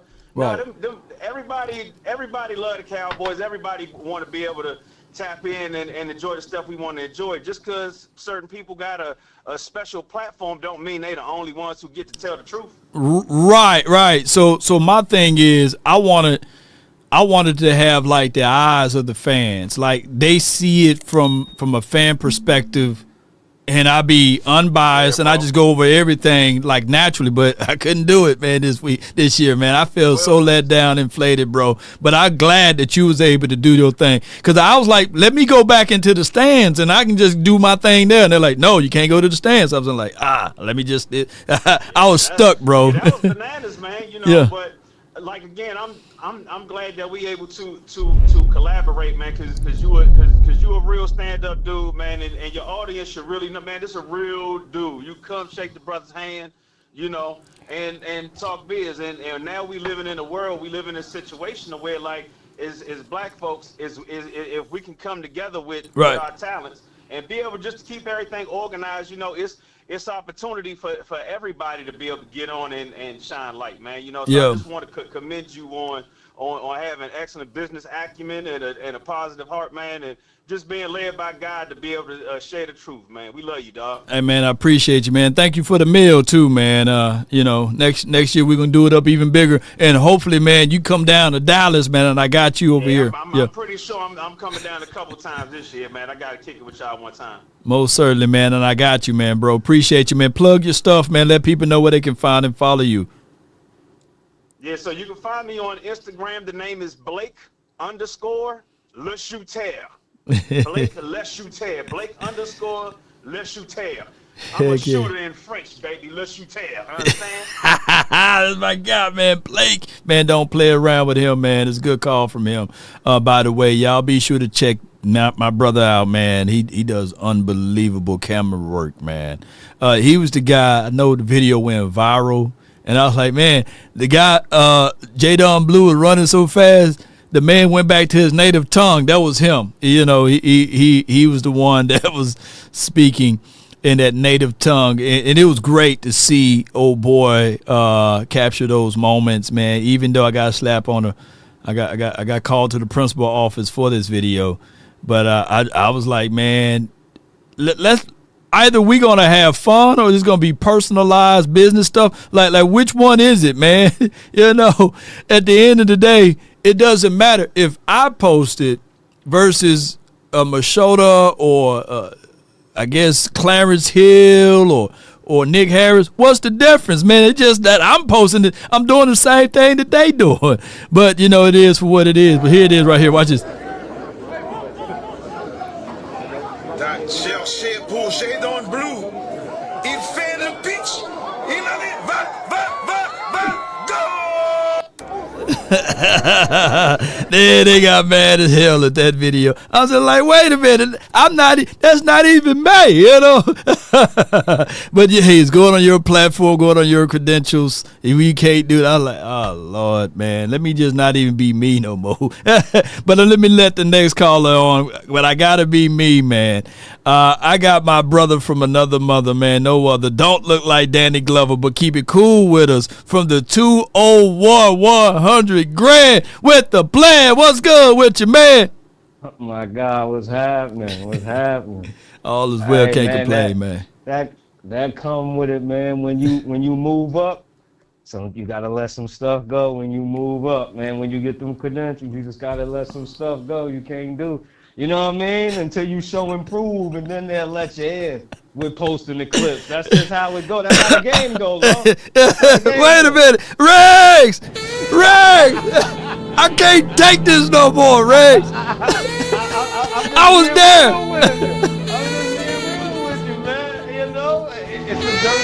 Riggs!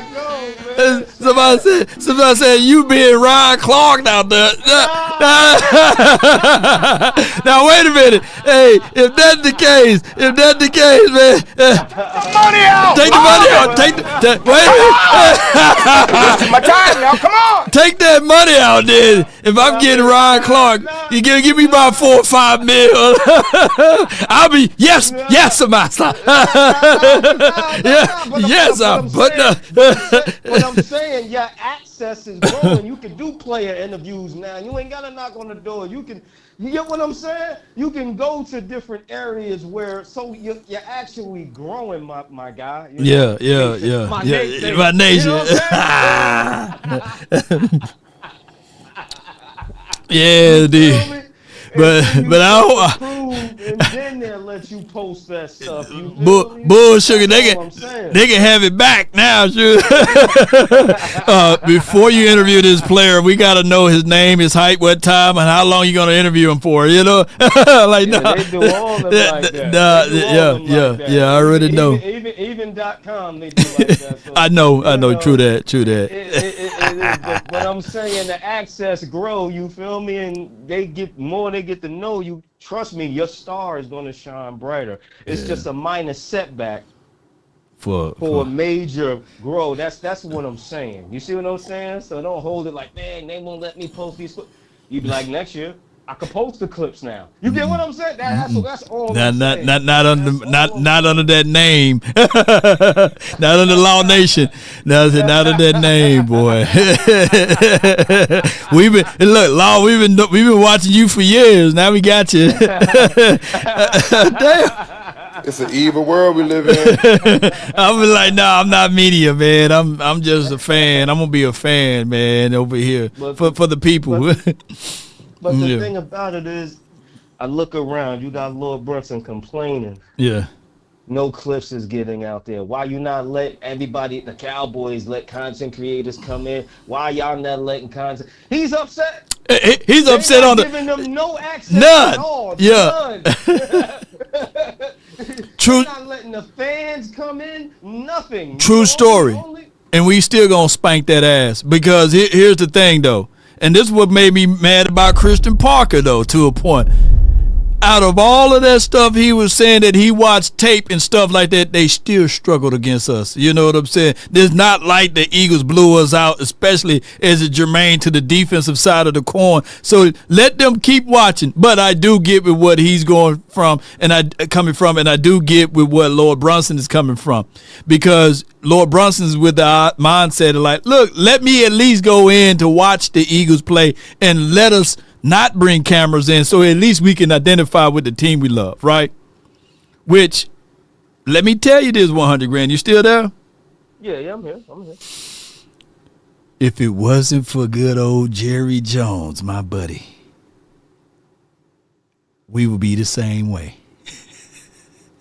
Washington's the same way. They upset when the clip get out, boy. They are pissed. Like you get, listen. I listen to Louis T and the media. The media be like, "Oh, I didn't post that.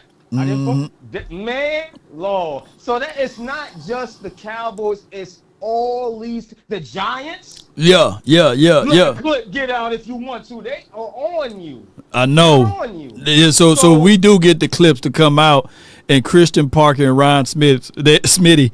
They went to the media and said, we do not want none of this stuff to show. Because all the other teams are not letting the clips get out. So in one hand, you're like, come on, Cowboys, we trying to win. Y'all need to be about business and trying to win. But guess what the media did? The clips get out. Guess what the media did? Guess what the media did? They argue. They argue and they went straight to Jerry. Guess what Jerry said? Yeah. Guess what Jerry said? Boy, let these people see these clips. You know?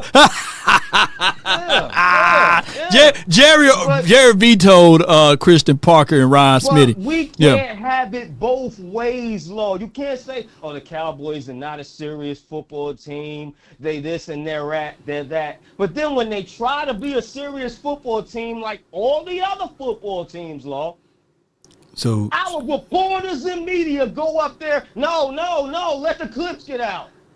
If the Giants is it's not happening. But here's the only thing though. 100 grand.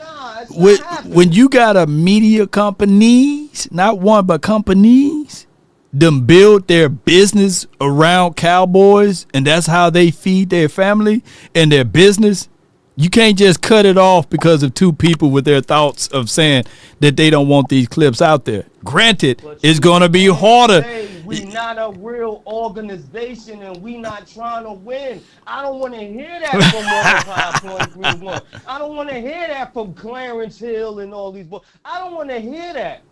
Yeah, they do go both ways. If if they didn't have the private practices, I'm pretty sure why can't we attend other practices too? What's going on?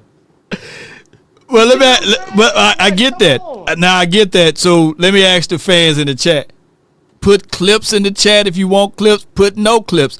Put no C. Put C in the chat if you want clips. Put no C if you want no clips. Right. So which one is it though, bro? Like the fans. I don't want to hear nobody say that the Cowboys is not a serious organization and they're not trying to win, Law. I don't want to hear that. Yeah. But is that part of it though? Do it, but we don't. Is that part of it? That's why the Cowboys are a $13 billion organization, because they allow the clips. It's feeding ESPN. I think the clips don't matter. Okay, how come these other teams is getting clips too? It's just that let their media teams feed the clips that they want to feed. All the other teams doing it. Oh, okay, I see what you're saying. So, you see what I'm saying? So exile the content creators and exile the media people. Million clips. They don't have a million clips going. Yeah. It's rough though. They don't have open practice. The Texans clip. I know it's rough though, but the Texans. Here's the other thing though. Texans are not making $13 billion, and then 30. Seattle Seahawks clip. Hold on, but let's go back to this point right here, and I get what you're going. But the Texans, even though they are not showing clips, they're not winning Super Bowl. Defense in the league. And how many Super Bowls? Best defense in the NFL. How many Super Bowls? How many playoffs?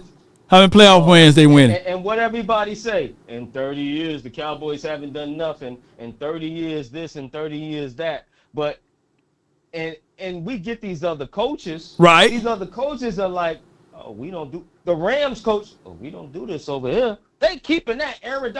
You would have seen Aaron Donald every single day. I get your argument. I get you. You don't even see. I get 100 grand. 100 grand. I get your argument. But here's the counter though. Here's the counter. And I'm team. I would do anything and everything possible for the Cowboys to win, by the way. All right, the 49ers don't show no clips. Why are they not winning? And Cowboys Nation, hey, wait a minute. No, that was a long pause, man. That was a long pause. I can hear a gnat fart. They don't show clips in 49ers land. We soft when it comes to the playoffs, when it comes to the 49ers. That's what Cowboys Nation say. Yeah, true that. So it's like we showing all the clips and we can't beat these teams. Yeah. Stop showing the clips. I'm just. I know you playing devil's advocate. You know what I'm saying? Because y'all know you watching the clips. You're not sitting here saying that you're not watching the clips. Yeah, you love the clips.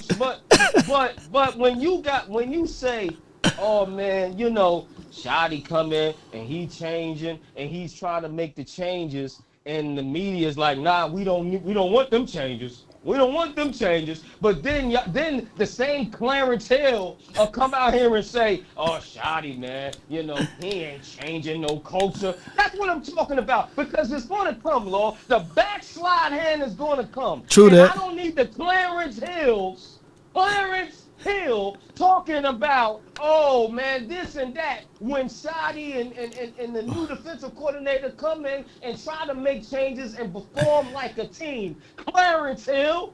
All right, so let me ask you this. Because he's going to be the main one. I get with what you said. But in the same breath, though, 100 grand, I get with what you're saying. For those who are opposed to Clarence Hill, if it wasn't for good old Clarence Hill, there would be no clips. There would be no clips because it was Clarence Hill that was able to go straight up to Jerry and say, "Hey, man, we got to at least put the clips out there." You know what I'm saying? And then he adhered to it. You know what I'm saying? Because less than 5 minutes later, there's Jerry like, let them see the clips, Clarence. Come on, let them see it. Hill will go on DLS. Yeah. Talk about how they not a team. Talk about how they all this wrong stuff here. Come talk about the Cowboys with Law, and that's what I don't like. You can't say one thing, and then when the Cowboys try, it's like some females out there, Lord. You try to be the man that some of these females want, and then when you become that man, oh no, I don't want you no more. You got to go back to being the. You get what I'm saying?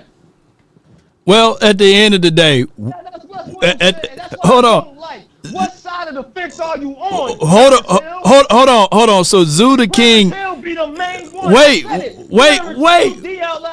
Wait. Hold tight. Let me ask Zoo the King. He says quit defending the clown.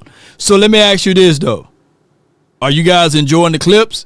Because if it wasn't for him, there would be no clips. There'd have been like, okay, no clips of the defense, no clips of the offense. I get that, law, but he gonna be if things go south, he gonna be the main one. I thought Shotty and all of them was supposed to change the culture, and things supposed to be different here, and how the practices are soft, and how the Cowboys are not moving like a real team, and this and that. He gonna be the main one saying that. But then when the Cowboys name me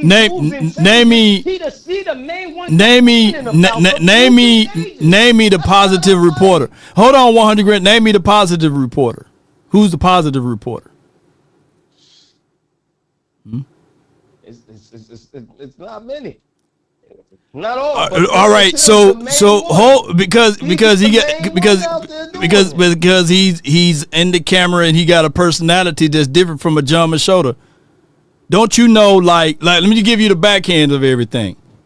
Right. When you are a reporter, you got to damn near denounce your fandoms of being a Cowboy fan. You got to go literally against the grain. You can't even just give y'all the backstory. When I went to Oxnard, every hoodie, every headband, every jacket, everything I had on had Cowboys logo or Cowboys material. They said, hey, you can't have that. You can't be a fanboy. Pick a side. Either you're going to be a journalist, a reporter, or you're going to be a Cowboy fan. Pick a side. Hey, man, didn't O.C. Walker had a Cowboy shirt on? Who? In the joints I saw? Who? O.C. Who's that? What's his name? Who he worked for? Who he worked for? Forget his name. He Pat. He worked for .com. Pat no C Walker. He worked for. Yeah, who he worked for? His checks is cut by who? You know what I'm saying? So he's different. Yeah. So I get it. Like he can't literally go up there and say the Cowboys are gonna win every game or the Cowboys or he can't twist it to be sounding as a fanboy. I get it though. I get it that these reporters got to remain, I guess, unbiased to this situation. But it's just for what it is, fam. I get what you're saying though. I get that Clarence Hill is considered the heel of the Cowboys community, but in actuality, he's always. But you gotta always be negative. Yeah. You gotta be negative in everything though. As a reporter, it's good to just destroy the team, and you get what I'm saying. Since you can't be a fan, you just gotta be straight just negative. Nah, if Joe Milton throws the ball accurate 1 time out of 5, and people are all talking about that 1 time out of 5, and then Clarence get up there, you know what Clarence gonna say? Well, shit, he missed 4 of them. You know what I'm saying? So immediately people gonna be like, man, you just hating on him, you know? And me and Clarence here, we got a wager out right now. You know what I'm saying? About, you remember last year they all ragged on Siobhan Rebel. You remember that? You know what I'm saying? Like, he ain't this, he ain't that. And I was like, shoot, this year, you better watch out for Rebel. So now it's more like, okay, damn, Law was right. But then again, we going to watch out for Rebel over Bland, not to cut you off, because Bland talking about his foot hurt. I think if he get hurt one more time, they're going to sit him down. That's what I like about our corners, man. We got corners now. We not relying on Bland. He talking about his foot hurt. Okay, keep letting your foot hurt. Yeah, but Bland is looking a whole lot different this season. Shout out to the Lando show, man. His foot hurt though. You don't say that. This thing, I get it, but he shouldn't have said that. All right, he shouldn't have said his foot still hurt. He shouldn't have said that. He should have kept that to himself. He shouldn't have said that. He got a report. He should have said that. He's not a fan.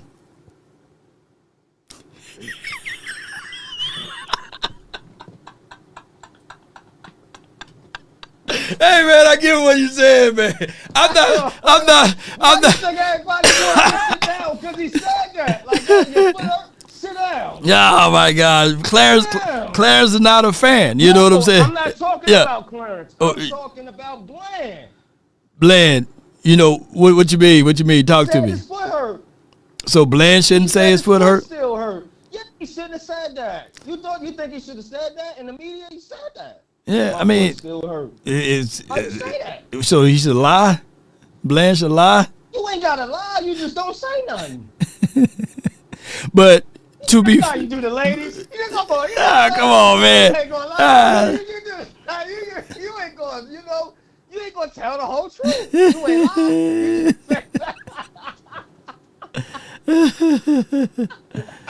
Oh my gosh, man! It closing because we got a lot of folks in here, man. But but before we close, I do agree with what you're saying, though. By the way, if not showing the film help us, you know what I'm saying? Let's do that. But regardless of what we show film or not, it wasn't going to help Matthew Eberflus last season, though. You know what I'm saying? Yeah. Ain't nothing going to help Matthew Eberflus. Wasn't nothing going to help Dave Campo. And wasn't nothing going to help Jason Garrett. Come on, man. The strike against that. We got Super Bowl coaches talking about we don't want to show the film. Yeah, but true that. Thrive on Super Bowl coaches when it comes to some things. Yeah, here's Super Bowl coach. We need to pay attention. I'm gonna listen to him. You get what I'm saying? I'm gonna listen to what he got to say because he won the Super Bowl. But when you got a Super Bowl coach saying, "Man, chill on showing that film," and a recent Super Bowl, two of them on that defense. Recent, saying, "Yo, chill on this film because I'm trying to do some things." Y'all don't want to listen to the Super Bowl coaches when it comes to that. Clarence Hill. Hey, man. Listen to the Super Bowl coaches when it comes to other stuff. I'm just speaking my truth. No. I appreciate you, man. Thank you so much. That's my guy, 100 grand. Let people know where they can find and follow you, man. That was a hot segment, man. Graphic Zone HD, man. I'm gonna send this clip to CP. Shit. Christian Parker somewhere like, hell yeah, I believe that 100 grand. I get the levels of frustrations, man. Because tape is all what it is, man. I get the levels of frustration, man. I do, man. Oh my God, man. Oh my God. Let me see if I can pull this up.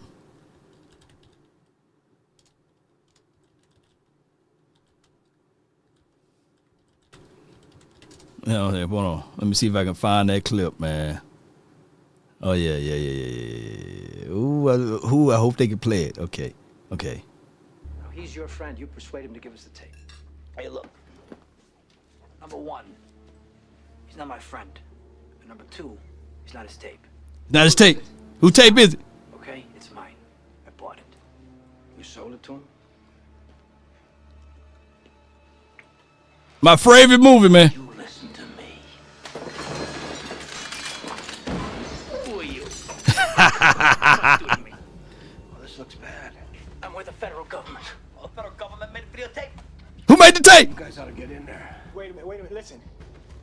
Now we can go get a warrant and come back with the FBI, take anything we want, arrest anybody that we want. Just give the man the videotape. Give the tape. Arrested here is you for felonious cocksucking with an attempt to swallow the evidence, so shut your mouth. And you, get the fuck out of here. Go get your warrant, and until then, get out of my joint. Come on, you gotta get in there, because there's gonna be dead bodies all over. Get in there. Get in there, come on. Shit, forget it. Okay, come on. Boy, they were ready to get. Who made the tape, man? Man, all I can say is, I get both sides of the argument. But man, let me just tell y'all the real truth, man. For 30 years, 30 seasons, you mean to tell me that showing the tape is the reason why the Cowboys ain't winning in February or in December or in January? December, January, and February? Ain't nothing to do with the tape. Look, you can dismiss all of the tape that you can ever think of with Chan Gailey. You can dismiss all of the tape you can ever seen with Dave Campo.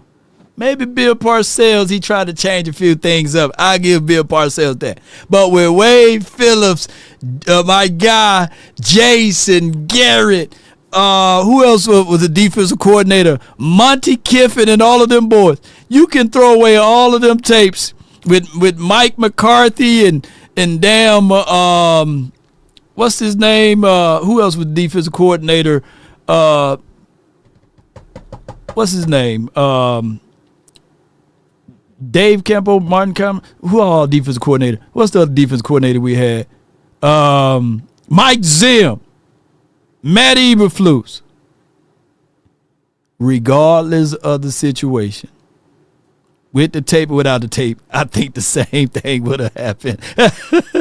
Oh my God, I think the same thing would have happened.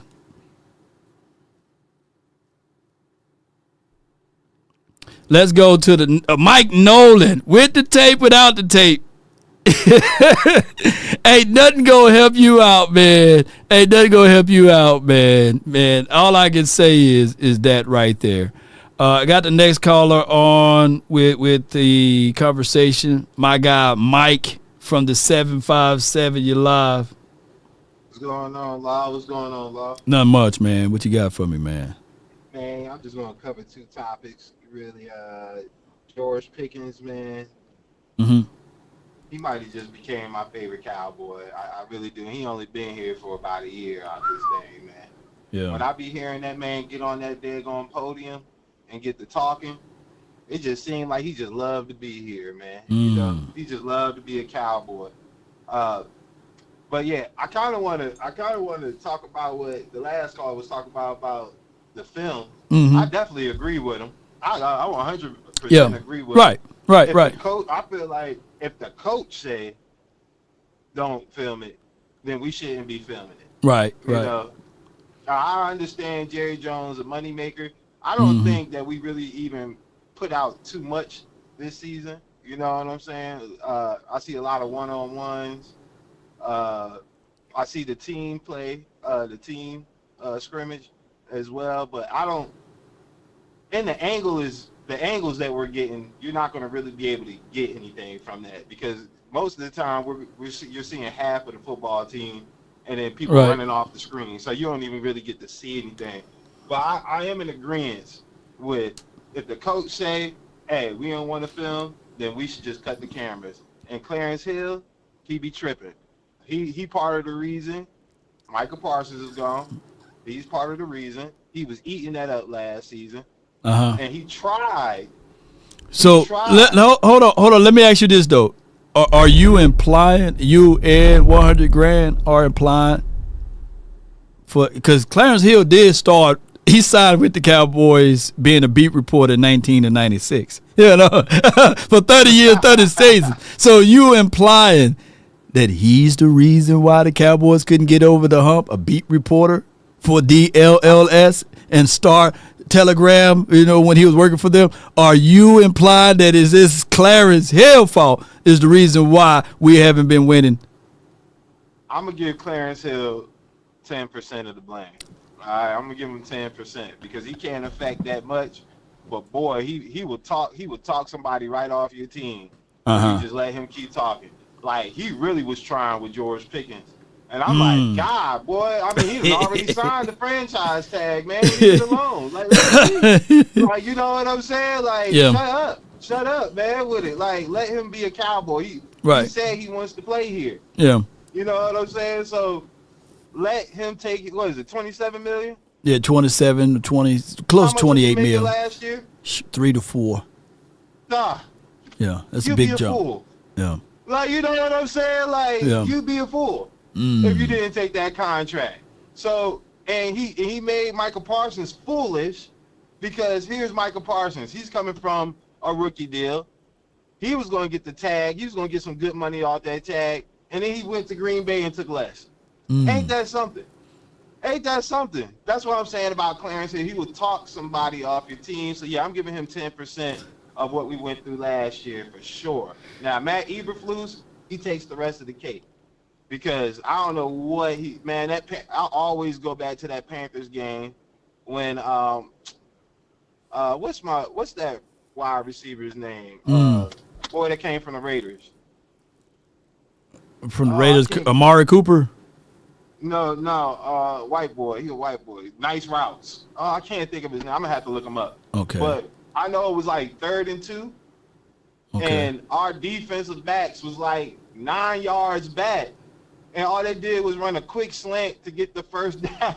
It just blew my mind. I was just like, bruh, who is calling this defense? So I just want to give my boy Christian Parker a little bit of praise because I know we haven't seen it in action yet. Yeah, we haven't. But the way it's looking, it looks very dangerous. I don't see a lot of window to throw into as of right now. It seems like his energy has it's translating to the team, and you can't really ask for much more as of right now. Yeah. Like, I think we're going to have a pretty good defense this year, on top of having a good offense. But I'm real excited to see this defense. And I think Christian Parker had, like, before the first day of padded practice, he had to have said something. He had to have said something to these guys, because the first clip I see is Overshown blowing that fullback up. And I was like, somebody said to them, y'all was trash last year. Matter of fact, y'all probably one of the worst defenses that ever walked onto a football field. You need to change that today. And Overshown took that thing to heart, and he was like, you know what? I ain't even going to hit the dude with the ball. I'm just going to hit the first person that shows in my sight. And he blew that man up. I said, yeah, somebody's saying something to them. That didn't just happen just to happen. So, yeah, man, I'm ecstatic this season, man. I'm ready for us to get it going, man.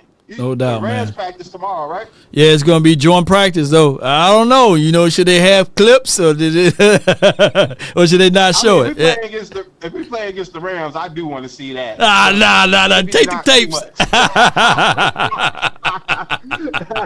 Oh my gosh, man!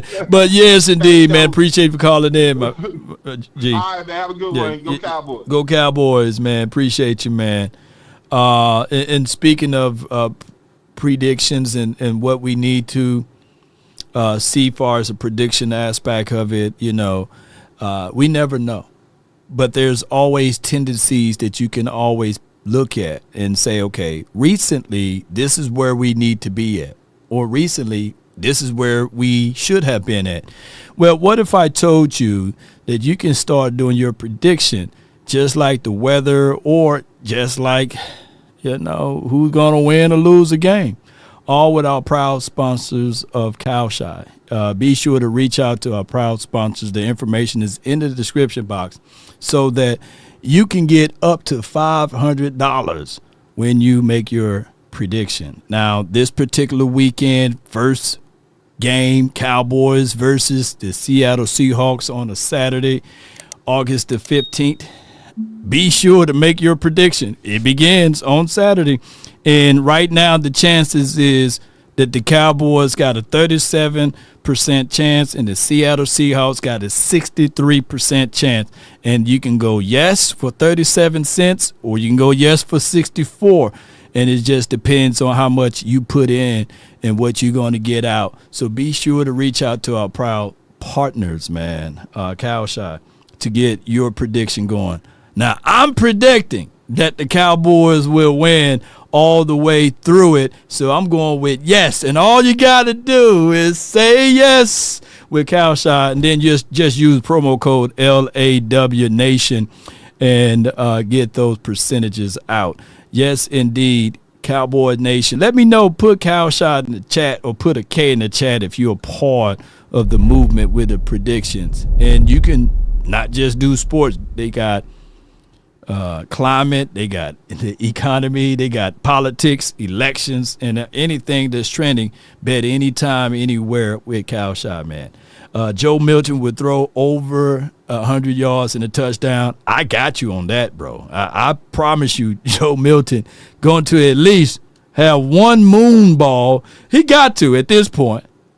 There's no way you can go into this game this weekend without Joe Milton dropping back and just throwing the ball as far as he can to a Cavante Turpin or to an MVS, Marquez Valdez-Scantling, because he himself, if he really want to make this team, he got to learn how to catch the ball. How many years Marquez Valdez-Scantling been in the NFL? Because at times he looked like a rookie.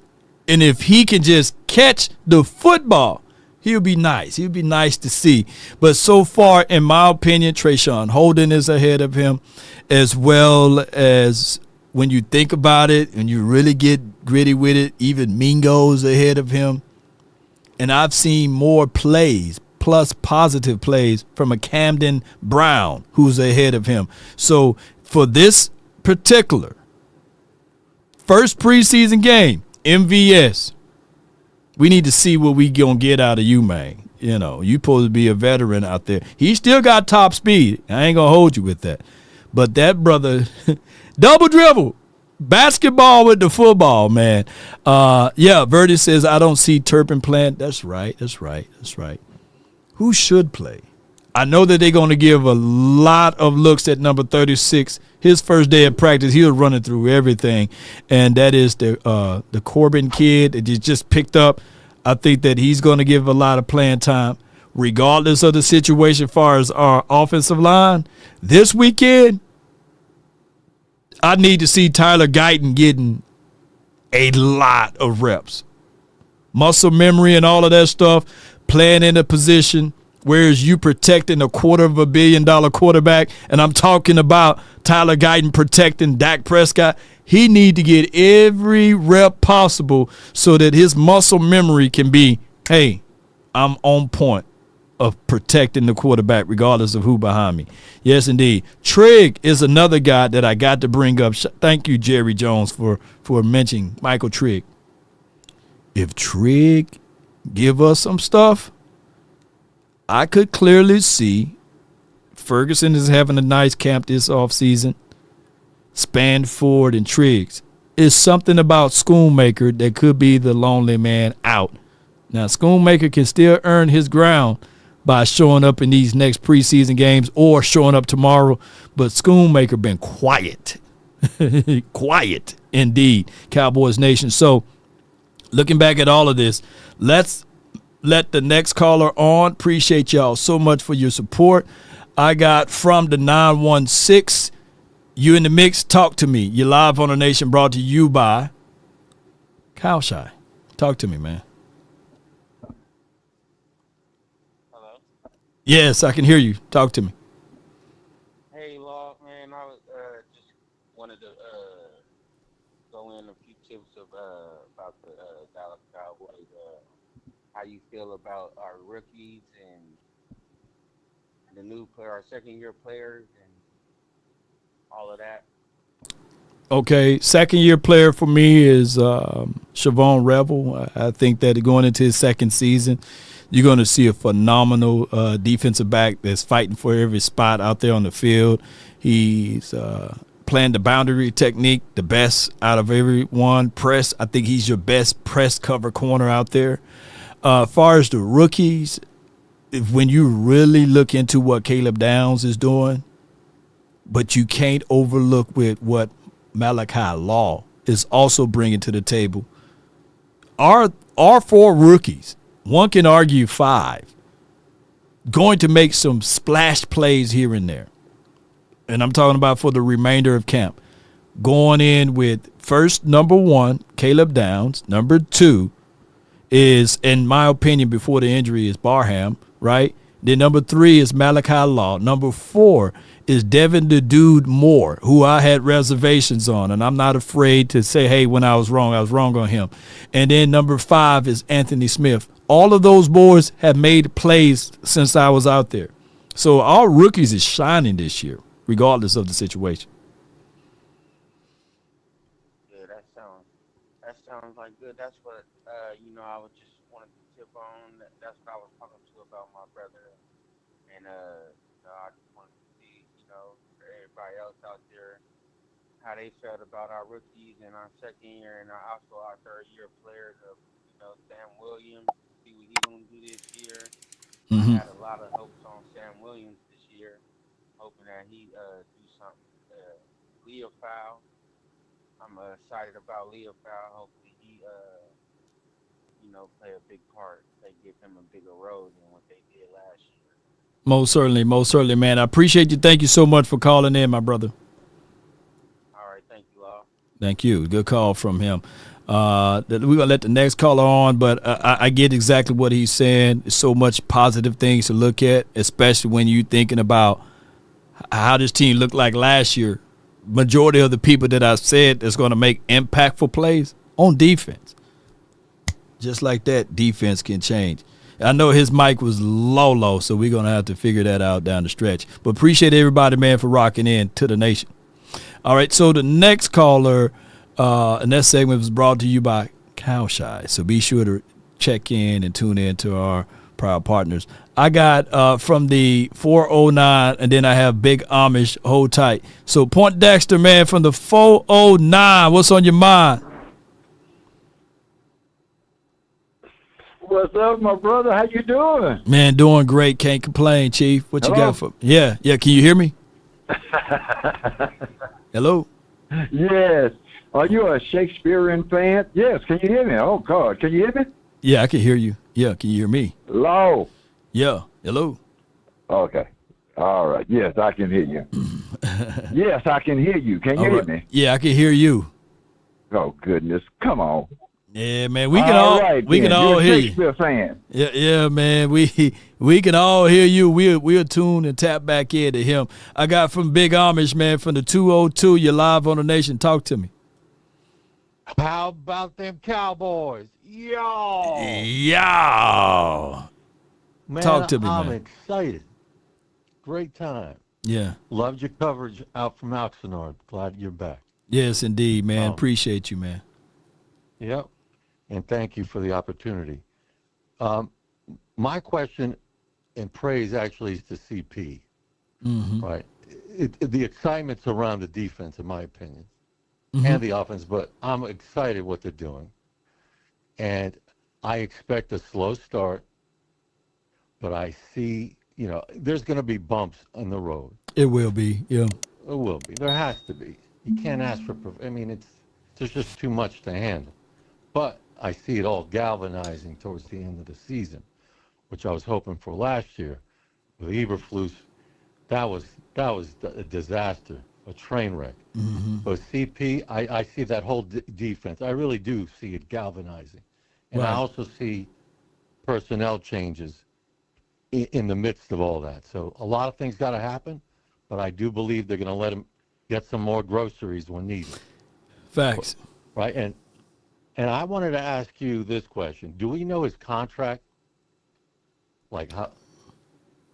Do we know about his contract, how long it is, and how much he's being paid?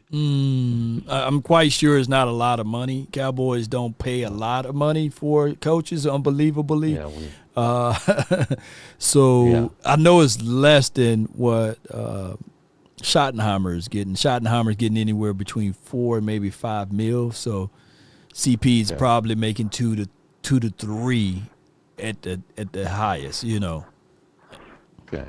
So here's my point and what you were raising before. And it was exactly what I was thinking when you were talking about it.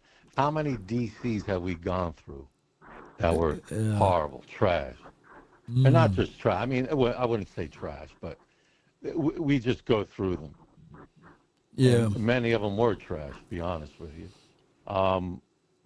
And my point is that I don't want that to happen again. I don't want us to allow a talented DC just go on. And maybe we could use something along the lines of, it doesn't relate to coaching, but kind of like a franchise tag.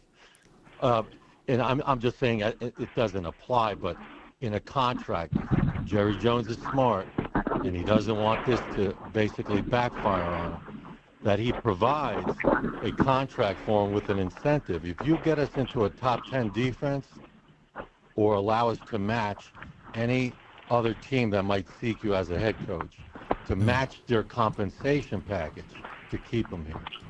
That's all. Yeah. Now, I know that's a lot of asking. You're going to say, well, Jerry's never going to pay that kind of money. But I want to know what your thoughts are on keeping a DC like that, if it turns out to be. I'm just saying, isn't it worth it to pay more to keep that consistency on a team?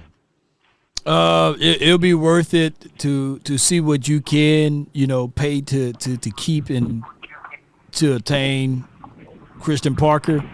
But the whole goal is to figure out a way, you know what I'm saying, to win games and the incentives of trusting someone like him that don't have a lot of iron or skin on the wall.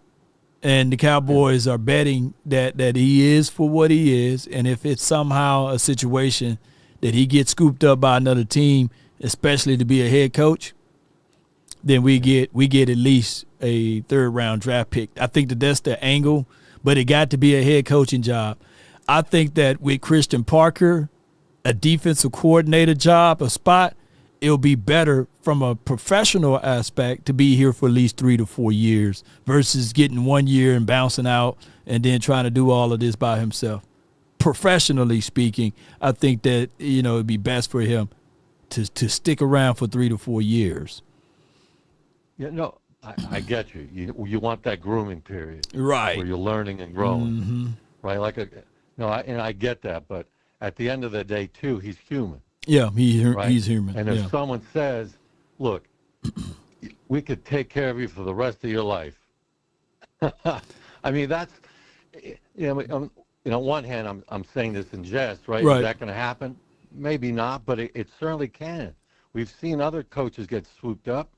Look what's happening in Chicago. And I don't know their compensation package, but my concern is what you're raising.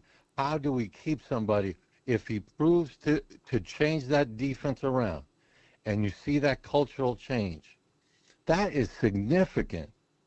You're able to overcome Jerry Jones. I mean, that's all. I am tired of watching talent just flee Dallas. Go elsewhere. Yeah, I think talent this year is going to come to Dallas. And here's what I got to look at from Christian Parker. I'm not finna run away from Caleb Downs and a Quentin Williams, right? You got an opportunity now that you got a staple piece inside with a Quentin Williams, Kenny Clark, and then you got Caleb Downs. That opportunity is not going to present itself all the time. And then you got Jalen Thompson, who's an older version of a Caleb Downs. Now that you got that on your side, and you got a young, and I mean just that, a young Siobhan Revel that's being compared to like the Richard Shermans of the world, not saying that he is, you don't walk away from that talent to go start up something new, whereas we've seen 1 year wonders with coaches, whereas you have a one great year, good or bad, and then you get the axe the next year. Right now, it goes back to what my guy Koye used to say on his channel, would you rather be a king for a day or prince for a lifetime? And I think that right now Christian Parker can be a prince for a lifetime, at least for 3 to 4 years here. Yes. No, that's sound logic. And I see it, look, from what we're watching. Yeah. And this is totally different. That's why I'm so excited. Yep. I was upset last year because no one was playing. We had injured players that we're counting on during the season. Crazy. That's fugazi, man. That's like we're not. But now we're seeing defensive. This is alchemy. He's putting in pieces, veterans mixing in with rookies. He knows what it takes. He's been there. So he knows that formula, especially how the game's being played now on defense. So I'm very excited. No doubt, man. Me too, man. Let me hear you say it. Yeah. How about them Cowboys? Yo, man, appreciate it, man. That's my guy. All together, that's my guy. And then y'all get what I'm saying. It's like, this is like the conversation with Bill Parcells. He said, put the anointing oil away for Tony Romo. Remember when Tony first arrived to the scene, people saw no flaws in Tony's game. It was like he was just winning. And he was like, hey, put the anointing oil away now, And he was right. And then he had like the pillars of like the 10 commandments of what he want out of Tony Romo. And I promise you, like on that 10 commandment, Romo literally disregarded like 7 out of the 8 or 7 out of the 10 commandments. Like, don't become a celebrity quarterback. Make sure you keep tip-top shape and don't be the hero. Sometimes throwing the ball is the best thing. Like, if Bill Parcells was able to stay with Tony for at least 5 to maybe 6 more years, there's a Super Bowl in there, right? There's maybe he don't date, Brittany, if I forgot her name, she used to be a singer back in the days. Maybe he don't go with Jessica, whoever that girl is too, Simpson, I believe.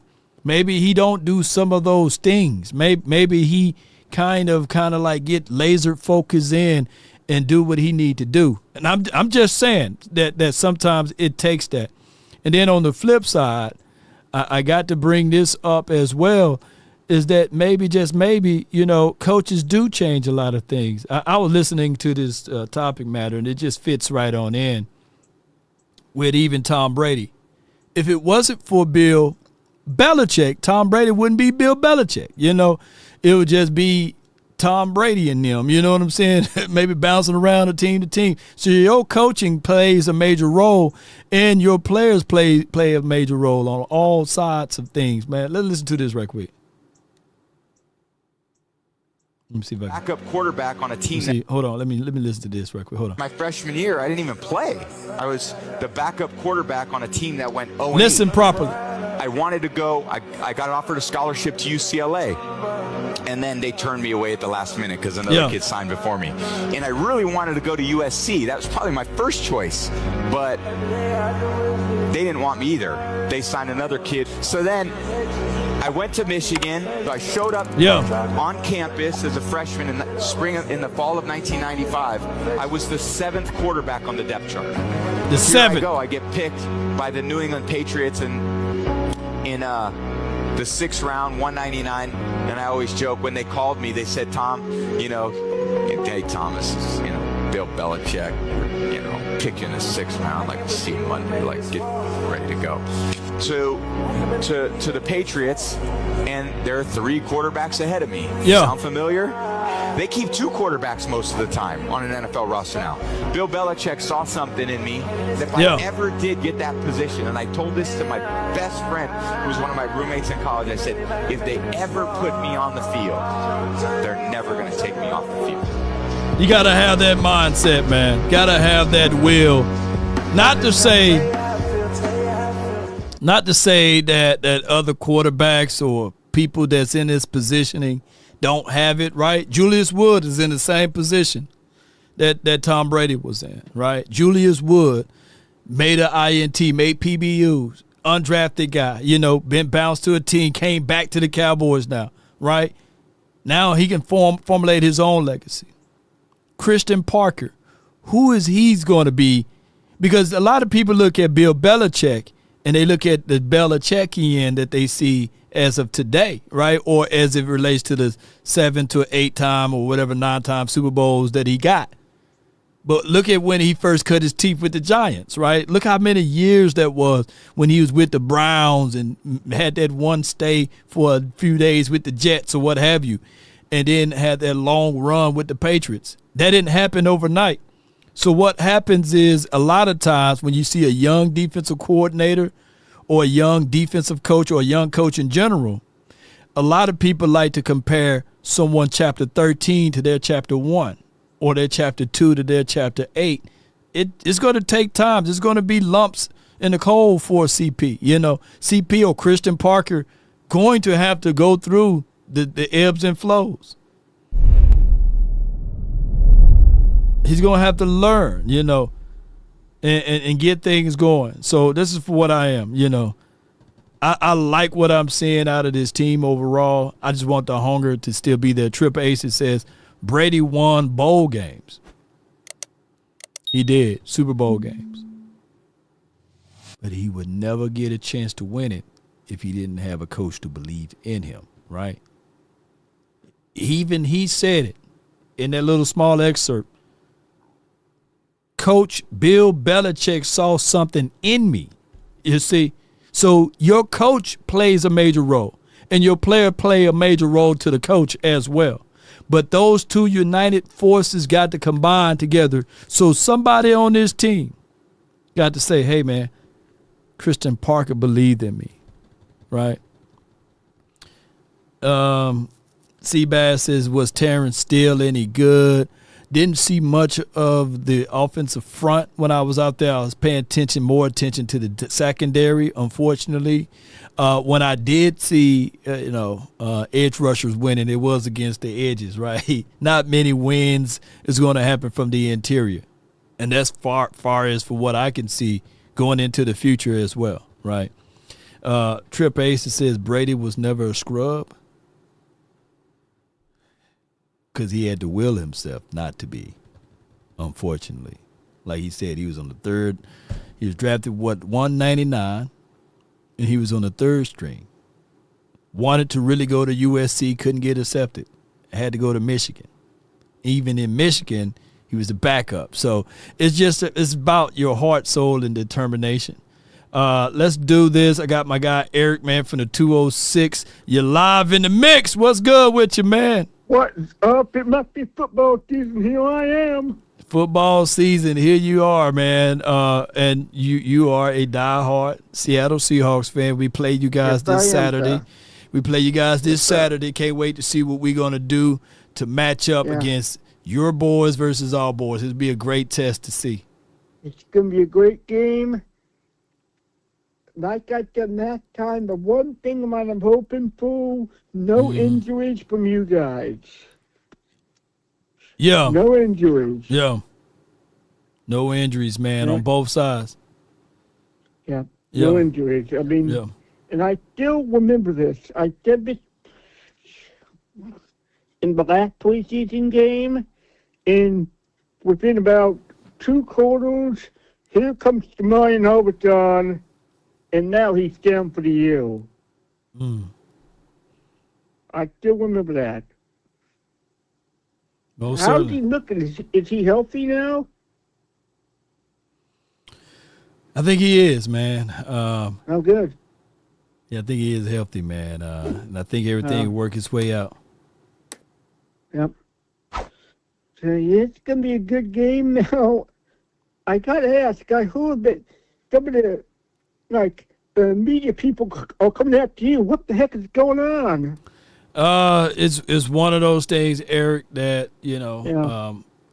when you the first one to do something, it's just harder, right? And you got to carry the torch respectfully, because you just never know if you drop it and it just affects everyone. So in my opinion, I think how I'm operating independently by myself is the better way, right? Not to dismiss media passes or being media credentialed, but those things come with other rules that goes beyond what we do. You know what I'm saying? So unfortunately, them boys just doesn't feel comfortable with me operating in the space that I do. So it is for what it is. But I appreciate you for reaching out. It's real nice because if they just got to know you, they see the real law like we see the real law. Yeah, the real law. Man, the whole thing is,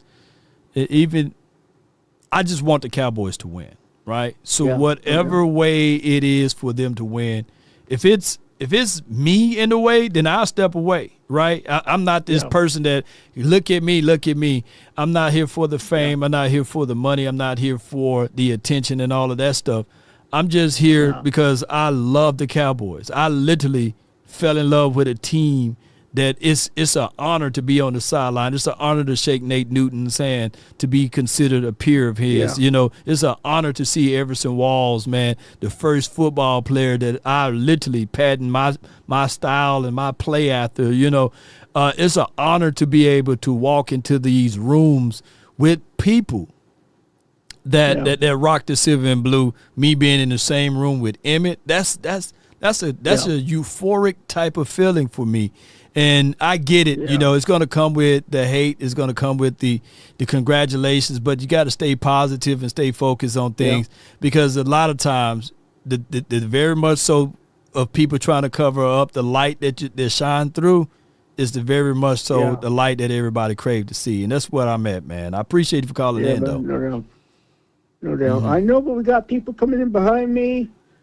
So in closing, even now, I'll even say it now. How about them Cowboys? How about them, man? Appreciate you. Eric, thank you so much for your support, man. Good call from my guy, Eric. Been following the channel for a long time. Just so I can confirm this, man, y'all saying that Quentin Williams got his extension? And if he did, let me know if I'm being catfished or not. And shame on you if you're in the chat and if he didn't, you know what I'm saying? But let me, did anybody see the news of Quentin Williams getting extended, you know? Let me fool around and look around on this thing. Because it should be everywhere. It should be everywhere on all of my news feeds and all of that stuff. Quentin Williams did get okay, jeez. All right, well, let's do this, man. How long I been live? Let's start another live stream. Sure, I ain't here just to play around with it. I ain't here just to play around with it. Hold on, y'all better watch out. Right. That means that, boy, I'm telling you, his market value was 32. They'll make everything. Yep, he did. Woo, Ian Rappaport. Hold on, man. Hold on. Let me start another live stream up, man. Y'all okay? Y'all okay? Let me start up another live stream then. You know, hold on. Quentin Williams with a massive contract, breaking news type of groove. Let me start another one, man. We can be here all day, man. Shoot. All right, boom. Let me restart this stream all together.